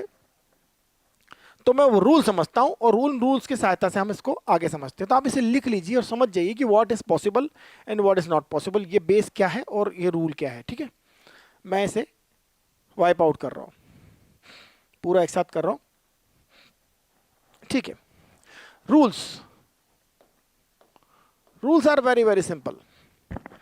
लॉग ऑफ सम नंबर, देखिए फिजिक्स में और मैथ्स में हम जो लॉग पढ़ते हैं, अगर वो केवल लॉग लिखा हुआ है, कोई बेस नहीं लिखा हुआ है, सपोज log x लिखा हुआ है या log n लिखा हुआ है, कुछ बेस नहीं लिखा हुआ है, या ln लिखा हुआ है, कुछ बेस नहीं लिखा हुआ है। ln मतलब वही लॉग नेचुरल, इसके बहुत ज्यादा नेचुरल लॉग मतलब एक ऐसा भी लॉग है जो ऊपर वाले को पसंद है, प्रभाव भगवान को पसंद है कि भैया मेरा नेचुरल लॉग अलग ही रहेगा। फिजिक्स के पसंद का एक वो होता है बेस, तो वो बेस होता है ई। ठीक है, वो नेचुरल बेस होता है, उसे क्या कहा जाता है, e is the natural base. तो यह होता है log of base to the e of x. ये तीनों चीजें एक ही है। लॉग ऑफ एक्स बेस नहीं लिखा है, कोई बात नहीं। ln x बेस नहीं लिखा है, दिख ही रहा है कि नेचुरल ln मतलब natural log is equal to log of base to the e x. ये तीनों एक ही चीज है, मैथमेटिक्स और फिजिक्स में इसे ऐसे लिखा जाता है। जब आप log 10 लिखते हैं, अगर आपको log 10 चाहिए तो वहाँ log 10 लिखना होगा। इसको log 10 नहीं माना जाएगा कभी भी, क्योंकि फिजिक्स और मैथ्स में ये log 10 नहीं होता, लेकिन कॉमर्स की केस में इसे log 10 माना जाता है, क्योंकि कॉमर्स से हमारा कोई लेना देना नहीं है ना, हमारे रूल हमारे रूल। कॉमर्स वाले तो हमारे से सीख कर बेचारे काम चलाते हैं अपना लॉग वॉक का। तो इस बात को ध्यान रखा जाए कि यह लॉग नेचुरल बेस है। अब ये नेचुरल बेस ई क्या है? ये ई जो है वो एक नंबर होता है जो हम 10th वाले बच्चे नहीं जानते, जो नीट वाले हैं वो तो शायद इस जीवन में न जानेंगे। तो ई जो होता है 1 plus 1/1 plus 1/2 into 1 plus 1/3 into 2 into 1 plus 1 कहाँ तक सर? इन्फिनिटी तक। कहाँ तक? इन्फिनिटी तक। और यह नंबर होता है 2.71828 एंड सो ऑन, पता नहीं कहाँ तक, इन्फिनिटी तक। तो ये एक नेचुरल नंबर है। नेचुरल नंबर जैसे पाई होता है ना 3.1415572 इन्फिनिटी तक, वैसे भी ये ई एक नेचुरल नंबर है और इसे ई इस तरह से निकलता है और ये एक नेचुरल लॉग है। इसके बारे में मैथमेटिक्स वाले अपनी पूरी 2 साल की जो पढ़ाई है उसमें माथा फोड़ी करेंगे। ये बहुत डेंजरस चीज़ है बाबा, इसको छोड़ दो। पर हमको केवल ई को ई ही लिखना है। उसकी वैल्यू बहुत कम केस में यूज़ होती है, तो उसे हम ई की वैल्यू को ले लेते हैं 2.718। मैंने यही लिखा था ना, क्या लिखा था? 2.718 है ना, 2.718 ही लिखा था, वो गलत तो नहीं लिखा था। 2.71828 वॉट एवर इट इज। तो बस इतना तक 2.7 तक ही ले लेते हैं, इससे ज़्यादा नहीं लिखते। अगर कुछ गलत देखा हो तो ध्यान रखना, 2.718 लेना है, ठीक है। तो यह हो गया हमारा नेचुरल लॉग का बेस ई, इसका यूज होता है। अब हम जनरल रूल समझते हैं। रूल ऑफ कुछ भी ले लेते हैं आप, सपोज ले लेते हैं हमारा बेस ले लेते हैं ए, कोई बात नहीं, बेस ए ले लेते हैं। कोई नंबर है m इंटू एन, तो उससे आप इस तरह से लिख सकते हैं log base to the m plus log n, ठीक है। थोड़ा ब्रैकेट लगाना अच्छा रहता है, मैं ब्रैकेट लगाता हूं क्योंकि उससे क्लियरिटी आ जाती है कि कौन कहाँ है। ये दोनों आपस में मल्टीप्लाई में है और ब्रैकेट में है। ये लॉग m पर है प्लस लॉग n है। और यह ध्यान रखना कि लॉग mn को मत समझ लेना कि भाई ऐसा मत याद रख लेना, नहीं तो इतना बड़ा सत्यानाश होगा कि पूरा कचरा पट्टी हो जाएगी। इसका कोई फार्मूला नहीं होता भाई, उसको तो आपको m प्लस n को आईडी करना है, फिर उसका लॉग लेना है ना। इसका कोई फार्मूला नहीं होता। ऐसा नहीं होता कि log m plus log n लिख दो, ये रूल यहाँ नहीं चलेगा बाबा, ठीक है। ये रूल यहाँ नहीं चलता है, ठीक है। Very simple. इसमें फिर कहने वाली बात नहीं है कि अगर यहाँ 3-4 चीजें हो तो क्या होगा, और चलते चले आओ। उसमें क्या है? Log base to the a of m, log of n base to the a, इसे इस तरह से बोला जाता है log of o base to the a plus log of p base to the a and so. एक और simple सा रूल है, log of m by n, दो डिवीजन का। देखिए डिवीजन जैसी कोई चीज दुनिया में नहीं होती है ना। अगर कहते हैं कि कोई मैंने 2 से डिवाइड कर दिया तो मैं कहूंगा मैंने 1/2 से मल्टीप्लाई कर दिया, बात एक ही है। अगर आप कहते हो कि मैंने 2 से डिवाइड किया सर, तो मैं कहूंगा मैंने मल्टीप्लाई किया 1/2 से। अब बोलो, बात तो एक ही है ना। डिवीजन जैसी कोई चीज नहीं होती है, सब मल्टीप्लिकेशन होता है, बट नंबर चेंज हो जाता है। तो यह इसी तरह से यहां पर ये हो जाएगा log a m minus log of base to the a n, ठीक है। ये हो गया हमारा एक रूल, सिंपल रूल है। m बाय n की जगह माइनस ले लेंगे। चलो एक छोटा सा और रूल समझते हैं, एक छोटा सा रूल समझते हैं। लॉग ऑफ 1/n क्या होगा? पहले तो हमें कुछ बहुत बेसिक कंसेप्ट समझने होंगे इसको समझने के लिए, ठीक है। अब एक बात बताइए, a की पावर 0 क्या होता है? 1 होता है, होता है कि नहीं होता? कुछ लोग समझते हैं 0 की पावर 0 1 नहीं होता है। मैं आपको बता दूं 0 की पावर 0 भी 1 ही होता है, लेकिन इसका हमारा यूज नहीं है यहाँ पर, है ना। a की पावर 0 1 होता है, बेस a है, बेस हमारा एक पॉजिटिव नंबर लेना है, बेस इज ऑलवेज, हमारा जो ए है वो ऑलवेज ग्रेटर देन और इक्वल टू 0 होना चाहिए। इक्वल टू तो लेने की आवश्यकता नहीं है, ग्रेटर देन 0 ही होना चाहिए, नहीं तो सत्यानाश हो जाएगा। इक्वल टू 0 की केस तो फिजिक्स में रेयरलिस्ट रेयर होती है, आती नहीं है, मैथ्स में आती रहती है ना। तो ये ग्रेटर देन 0 होता है। ए की पावर 0 है, इसको लॉग के फॉर्म में लिख के दिखाइए। लॉग ऑफ किसका लॉग? 1 का लॉग। बेस क्या है? ए है, तो क्या आएगा? 0। Log of this number base to the a will be equal to 0। इसका मतलब किसी भी बेस पर ए कुछ भी हो, पॉजिटिव नंबर होना चाहिए, लॉग ऑफ 1 हमेशा 0 होता है। लॉग ऑफ 1 हमेशा 0 होता है, ठीक है। और किसी की खोपड़ी पर मन लगा दो, चलो एक चीज बताइए, ए की पावर 1 इज इक्वल टू ए होता है, तो लॉग ऑफ ए, ठीक है, किसका लॉग? इस ए का लॉग। देखिए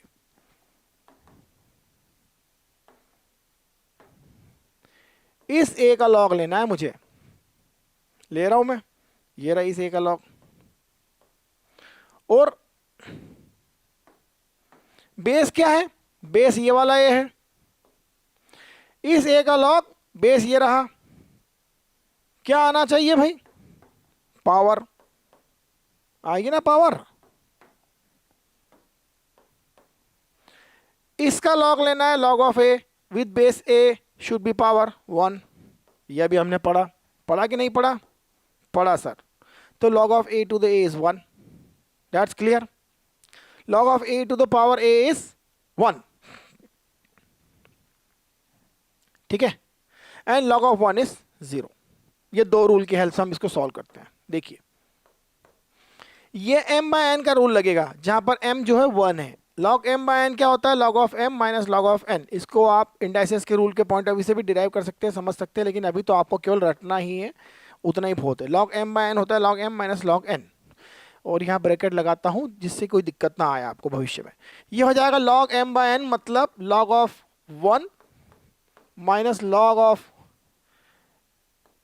n base to the a, ठीक है, क्लियर। तो यह हो जाएगा 0, क्योंकि log of 1 होता है 0, हमने देख लिया। और log of n यह रहेगा, लेकिन वो रहेगा log of n base to the a। तो क्लियर हो गया हमारे पास, एक छोटा सा प्यारा सा रूल आ गया। इसे हटा देता हूं प्लीज। एक हमारे पास एक और छोटा सा नया प्यारा सा रूल आ गया कि log of any number n base a जो होगा minus log of a 1 upon n होगा, या इसे यूं कहो कि log of a number 1 by n is equal to minus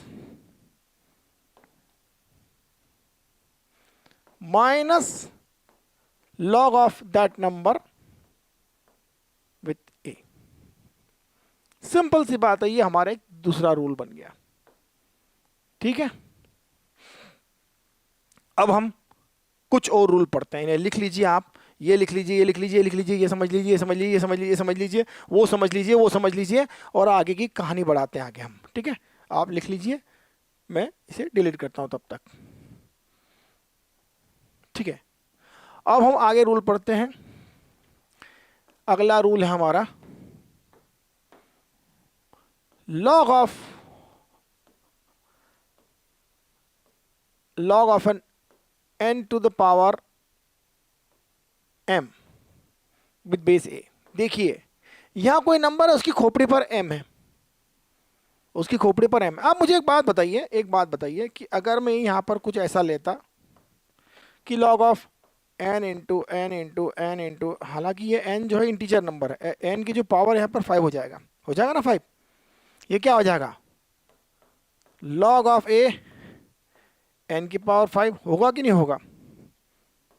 लेकिन log of n plus n के रूल से देखें तो ये log mn के रूल से देखें तो log n plus log n हो जाएगा ना, जितने भी लॉग आ सब मल्टीप्लिकेशन में सबको ऐड कर दो, जैसे मैंने log m n o p किया था, करा था कि नहीं करा था, ये हो गया।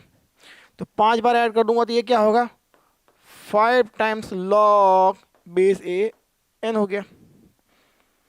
एक्चुअली यह वही होता है, आप इसको 5 लॉग ए एन लिखें, ये एन जो है इसका लॉग है बेस टू द ए, 5 इधर आ गया। इस 5 को इधर ले आओ, इस 5 को सीधे उठा के इधर ले आओ कि हाँ भाई तुझे पीछे बुलाया, तू यहाँ क्या कर रहा है खोपड़ी पे बैठ कर। तो जैसे ये दिखे इसको बोलो तू यहाँ खोपड़ी पे क्यों बैठा है इनकी, इसको इधर ले आओ, बाहर ले आओ मैदान में। हाँ भैया बाहर आ गया, वहाँ नहीं बैठना भैया, सर पे किसी के खोपड़ी पे बैठाने की आवश्यकता नहीं, इसको बाहर करो, ये बाहर आ गया। अब ये m कुछ भी हो सकता है ना, ऐसा नहीं कि मैंने यहाँ 5 लिया है इंटीजर लिया है तो इंटीजर होना आवश्यक है, ऐसा कुछ भी नहीं है। It can be any number positive और नेगेटिव, एनी नंबर, राइट और रॉन्ग, राइट। तो यह एक बहुत ही प्यारा सा रूल है, इसे आप यूज़ कर सकते हैं। मैथ्स वालों को तो इससे बहुत प्यार हो जाएगा, बहुत जगह यूज़ होता है क्योंकि चीज़ों को बहुत सिंप्लीफाई कर देता है, बहुत। ठीक है, तो खोपड़ी पे नहीं बैठना, सामने आके बैठना है, राइट। और इसी की हेल्प से मैं log ऑफ 1/2 निकाल सकता हूं। यह एक्चुअली जो है पावर है, ये क्या है भाई 1/2 क्या है, ये 2 की पावर -1 ही तो है, और क्या है ये 1/2 क्या है 2 की पावर -1 होता है ना, इंडाइसेस में इसे लिखा जाता है। अब इसे अगर ध्यान से लिखा जाए तो खोपड़ी पे नहीं रखना है, खोपड़ी वाले को बाहर लाओ, इधर मैदान में आ जाओ भाई, तुम बाहर आ जाओ। -1 ये मल्टीप्लिकेशन में बाहर ले आया मैं, डब्बे में रखा क्योंकि माइनस है इसलिए देखने में अच्छा नहीं लगता उसको अकेले, इसको डब्बे में रखना चाहिए, नहीं तो ये कभी भी कहीं से कंफ्यूजन पैदा कर देगा। ये हो जाएगा 2, ठीक है, सिंपल। तो log of 1/2 is basically -log2, minus लिख दो अब तो, इसको पूरा माइनस ही लिख दो सीधे सीधे, ये फिर से प्रूव हो गया। ठीक, this is very good rule, ये बहुत अच्छा रूल है। तो आइए हम और अच्छे अच्छे रूल पढ़ते हैं इसके, और छोटा छोटा डेरिवेशन करते हैं। आप इसे भी लिख लीजिए, मैं अगला रूल तब तक मिटा के शुरू करता हूं। अब एक और रूल आता है, log of b at base a is log of b with base c divided by log of c with log of a with base c। बहुत ध्यान से देखिए क्या हो रहा है यहां पर बहुत ध्यान से देखिए, मैं तब तक कुछ और लिखता हूं। log of b with base c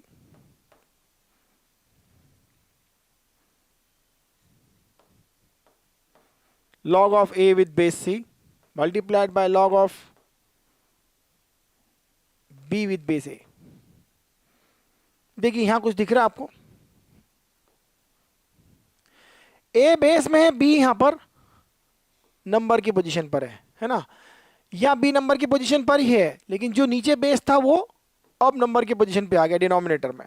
अब दोनों के नीचे एक बेस जो है चेंज हो गया, बेस कॉमन है दोनों का, इस c को हटाएंगे तो ये बेस बन जाएगा, है ना। अगर आपको कोई नंबर दिखता है कि log of 2 of 4 divide by log of 2 of 3, तो सीधे सीधे जब बेस कॉमन होता है इसको इससे डिवाइड करना है तो आप कुछ ना लिखेंगे, log लिखेंगे, ये ऊपर का नंबर तो नंबर रहेगा, जो नीचे का नंबर है वो बेस बन जाएगा, क्योंकि आपने बेस को गायब करना है। सिंपल, वेरी वेरी सिंपल, बहुत सिंपल है ये रूल। और अगर ऐसा लिखा हुआ है तो आप देखिए log c a log a b, तो आप a से a को इस तरह से देखिए कि a यहाँ है, a यहाँ है, तो ये सीधे सीधे c तो यहीं रह जाएगा और b इधर चला जाएगा, वही log c भी बन जाएगा। इसे लंबे टर्म्स में देखें तो log of b with respect to a with base a, log of c with base b, log of d with base c, log of e with base d। I think it should be multiplication unless सत्यानाश पूरा होगा, है ना, पूरा सत्यानाश हो जाएगा। इसको फिर से लिख देता हूं, रुको। log of b with base a multiplied by log of c with base b multiplied by log of ये d with base c multiplied by log of e with base D.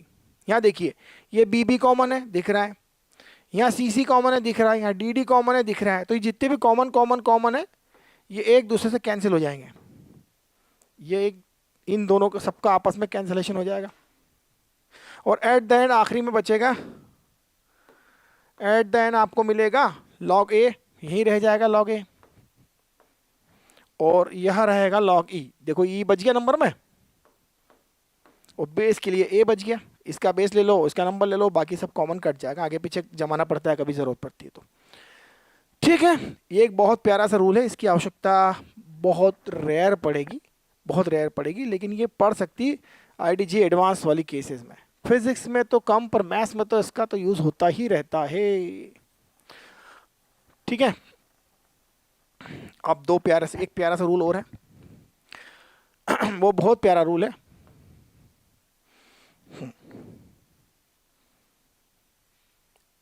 ए की खोपड़ी पर लॉग बेस ए x, ए की power पर log है भाई, ए की power पर लॉग है, लेकिन जो लॉग है उसका बेस ए है, तो ये एक्स हो जाता है। आई बात समझ में? ए की पावर पर लॉग ऑफ ए है, एक्स हो जाता है। इसे कैसे प्रूफ किया जाए, मैं प्रूफ करके दिखाता हूं।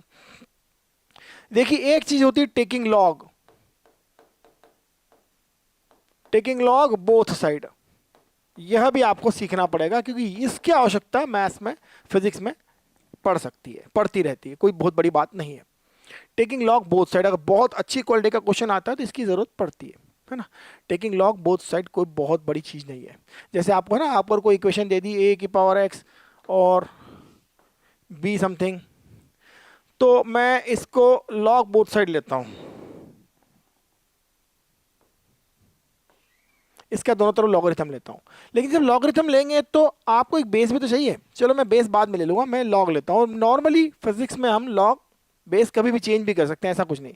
तो मैं इधर लॉग लेता हूं बी का, तो बी का लॉग तो लॉग बी हो जाएगा भाई, बी का लॉग लॉग बी नंबर है, तो इसका भी तो लॉग ले सकता हूं, इसका लॉग लेने में मुझे कोई मना थोड़ी ना है। लॉग के अंदर कुछ भी हो सकता है ना। अगर ये इक्वल टू साइन है, इसको आपने लॉग के अंदर लिख दिया, इसको भी बेचारे को लॉग के अंदर ही लिखना पड़ेगा, लॉग की खोपड़ी में थोड़ी लिखेंगे हम कोई, या बेस में थोड़ी लिखेंगे। लॉग इसका भी ले लिया, लॉग इसका भी ले लिया।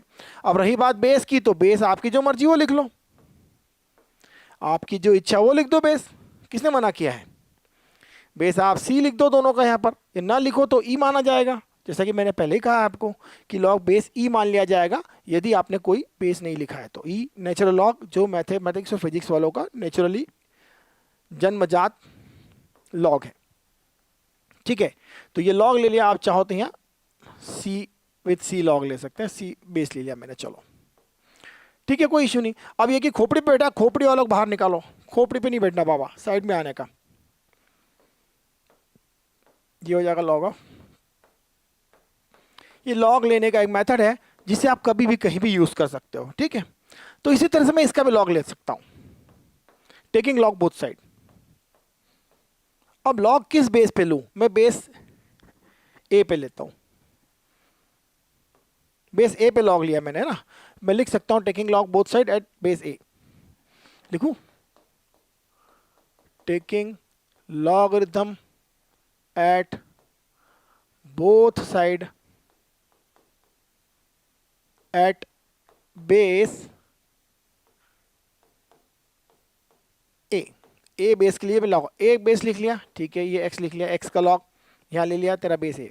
तो भाई इधर भी लिख दूंगा लॉग ए, डब्बा लगा दूंगा और इस डब्बे में इसको ले आऊंगा, आजा भाई तू डब्बे के अंदर, लॉग ए एक्स, और ये खुद पावर में है इसलिए मैंने इसको अलग से डब्बा दूंगा कि भाई देख तू पावर में है, एक डब्बे में बैठ, ए की पावर में डब्बा है और ये पूरा जो डब्बा यहाँ पूरा जो एक डब्बे के अंदर आया वो लॉग में एक में आ गया। ठीक है, ब्रैकेट लगाओ तो चीज़ें क्लियर रहती, कौन किसकी खोपड़ी पर है और कौन किसके साथ में है, नहीं तो पूरा सत्यानाश होना तय है।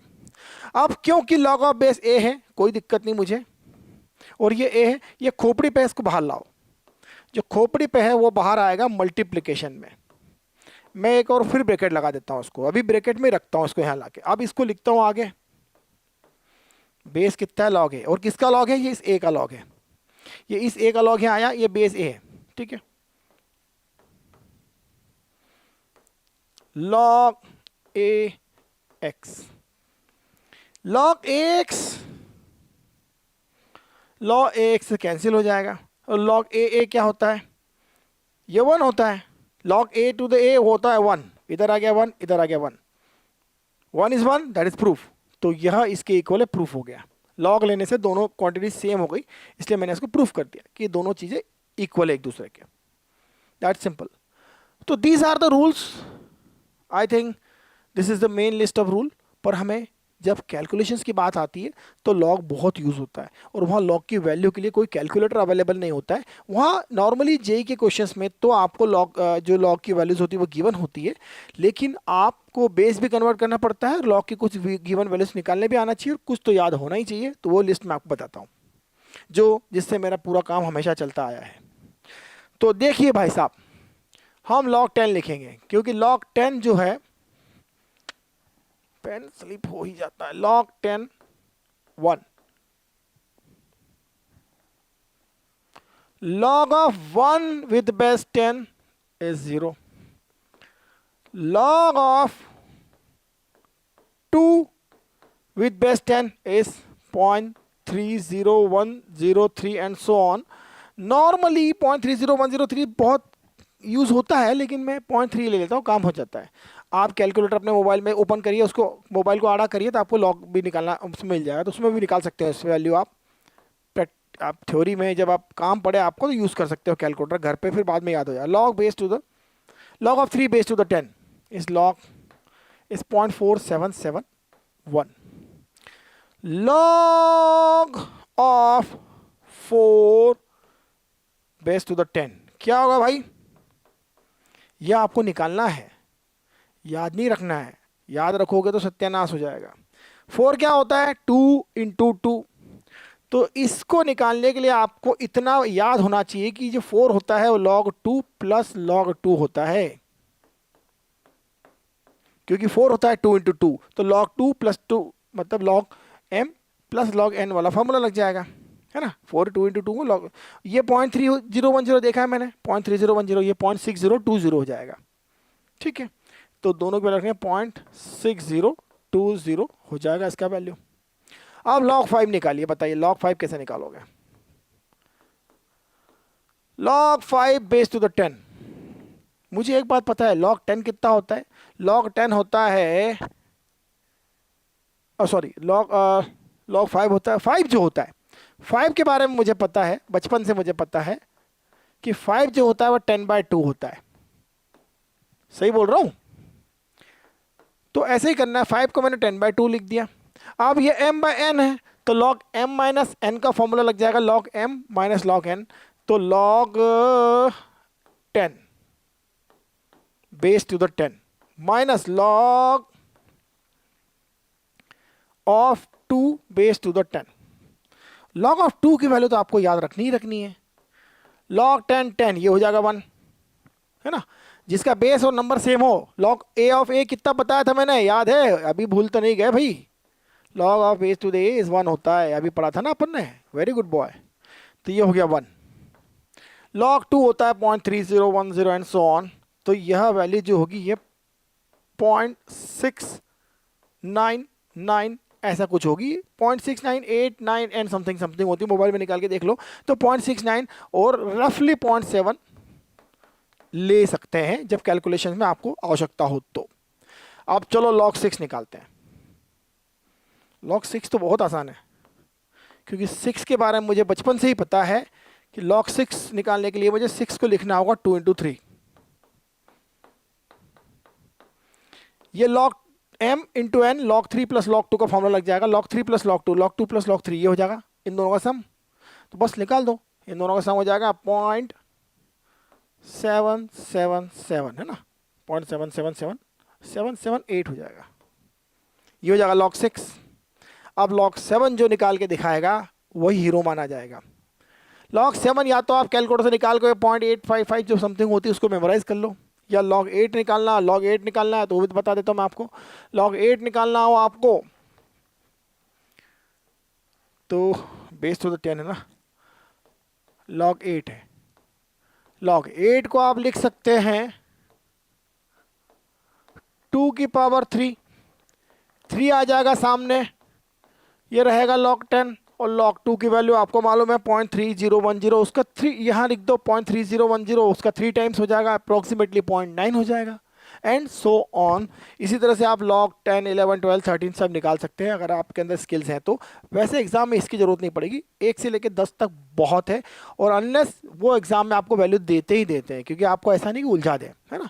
तो अप्रॉक्सीमेट वैल्यू से भी काम चल जाता है। log 7 की वैल्यू हमारी रह गई है, log 7 को निकालने के लिए थोड़ी मशक्क़त करना पड़ती है, तो आप चाहे तो मोबाइल में से निकाल के उसको याद कर लें। मैंने इसको मिटा दिया है, वेरी सॉरी। log 7 निकालने के लिए मैं क्या करता हूँ, अगर मैं भूल जाता हूँ तो मैं क्या करता हूँ, वैसे तो मुझे याद हो गई, मैं इसको log लिख देता हूँ, log अंडर रूट 49, फिर इसको अप्रॉक्सीमेट लिख देता हूँ log अंडर रूट 50, फिर इसको लिखता हूँ 1/2 log 50। क्यों भाई, ऐसा क्यों? क्योंकि 50 की पावर 1/2 है ना ये, तो खोपड़ी वाली पावर को इधर ले आया 1/2, ये 50 की पावर 1/2 है, 1/2 इसकी खोपड़ी पर है, खोपड़ी वाले को सामने ले आया, log 250 हो गया। 50 को लिख दूंगा 5 × 10 या 100/2, फिर उनकी 100 मतलब 100 का log तो हो जाएगा 2 विद बेस 10 है ना, ये बेस 10 है, सॉरी दिस इज बेस 10, 100 का बेस 10 पे log हो जाएगा 2। आप कैलकुलेट कर लेना या निकाल लेना, देख लेना log 100 क्या होगा बताइए, विद बेस 10 क्या होगा। देखो सिंप्लीफाई करो, उसको खोपड़ी पे चढ़ाओ, इसकी खोपड़ी चढ़ाओ, खोपड़ी फोड़ रहे बाबा, खोपड़ी फोड़ इसकी, तू खोपड़ी फोड़, इसकी खोपड़ी फोड़ो। देखा ना सीरियल मूवी, 10 की पावर 2 है ये, जब यहाँ भी 10 यहाँ भी 10, तो इस खोपड़ी को बाहर लाओ, ये रहेगा भाई, तू खोपड़ी पे नहीं बैठना रे बाबा, खोपड़ी के अंदर बैठना, बाहर लाए, ये हो जाएगा 2 log 10, 10 हो जाएगा 1, क्यों? क्योंकि बेस सेम है और नंबर सेम है, तो ये हो जाता है 1, ये हो जाएगा 2, and so on we can do the simple things and we can master the logarithms. एक लास्ट चीज मैं आपको बता देता हूं,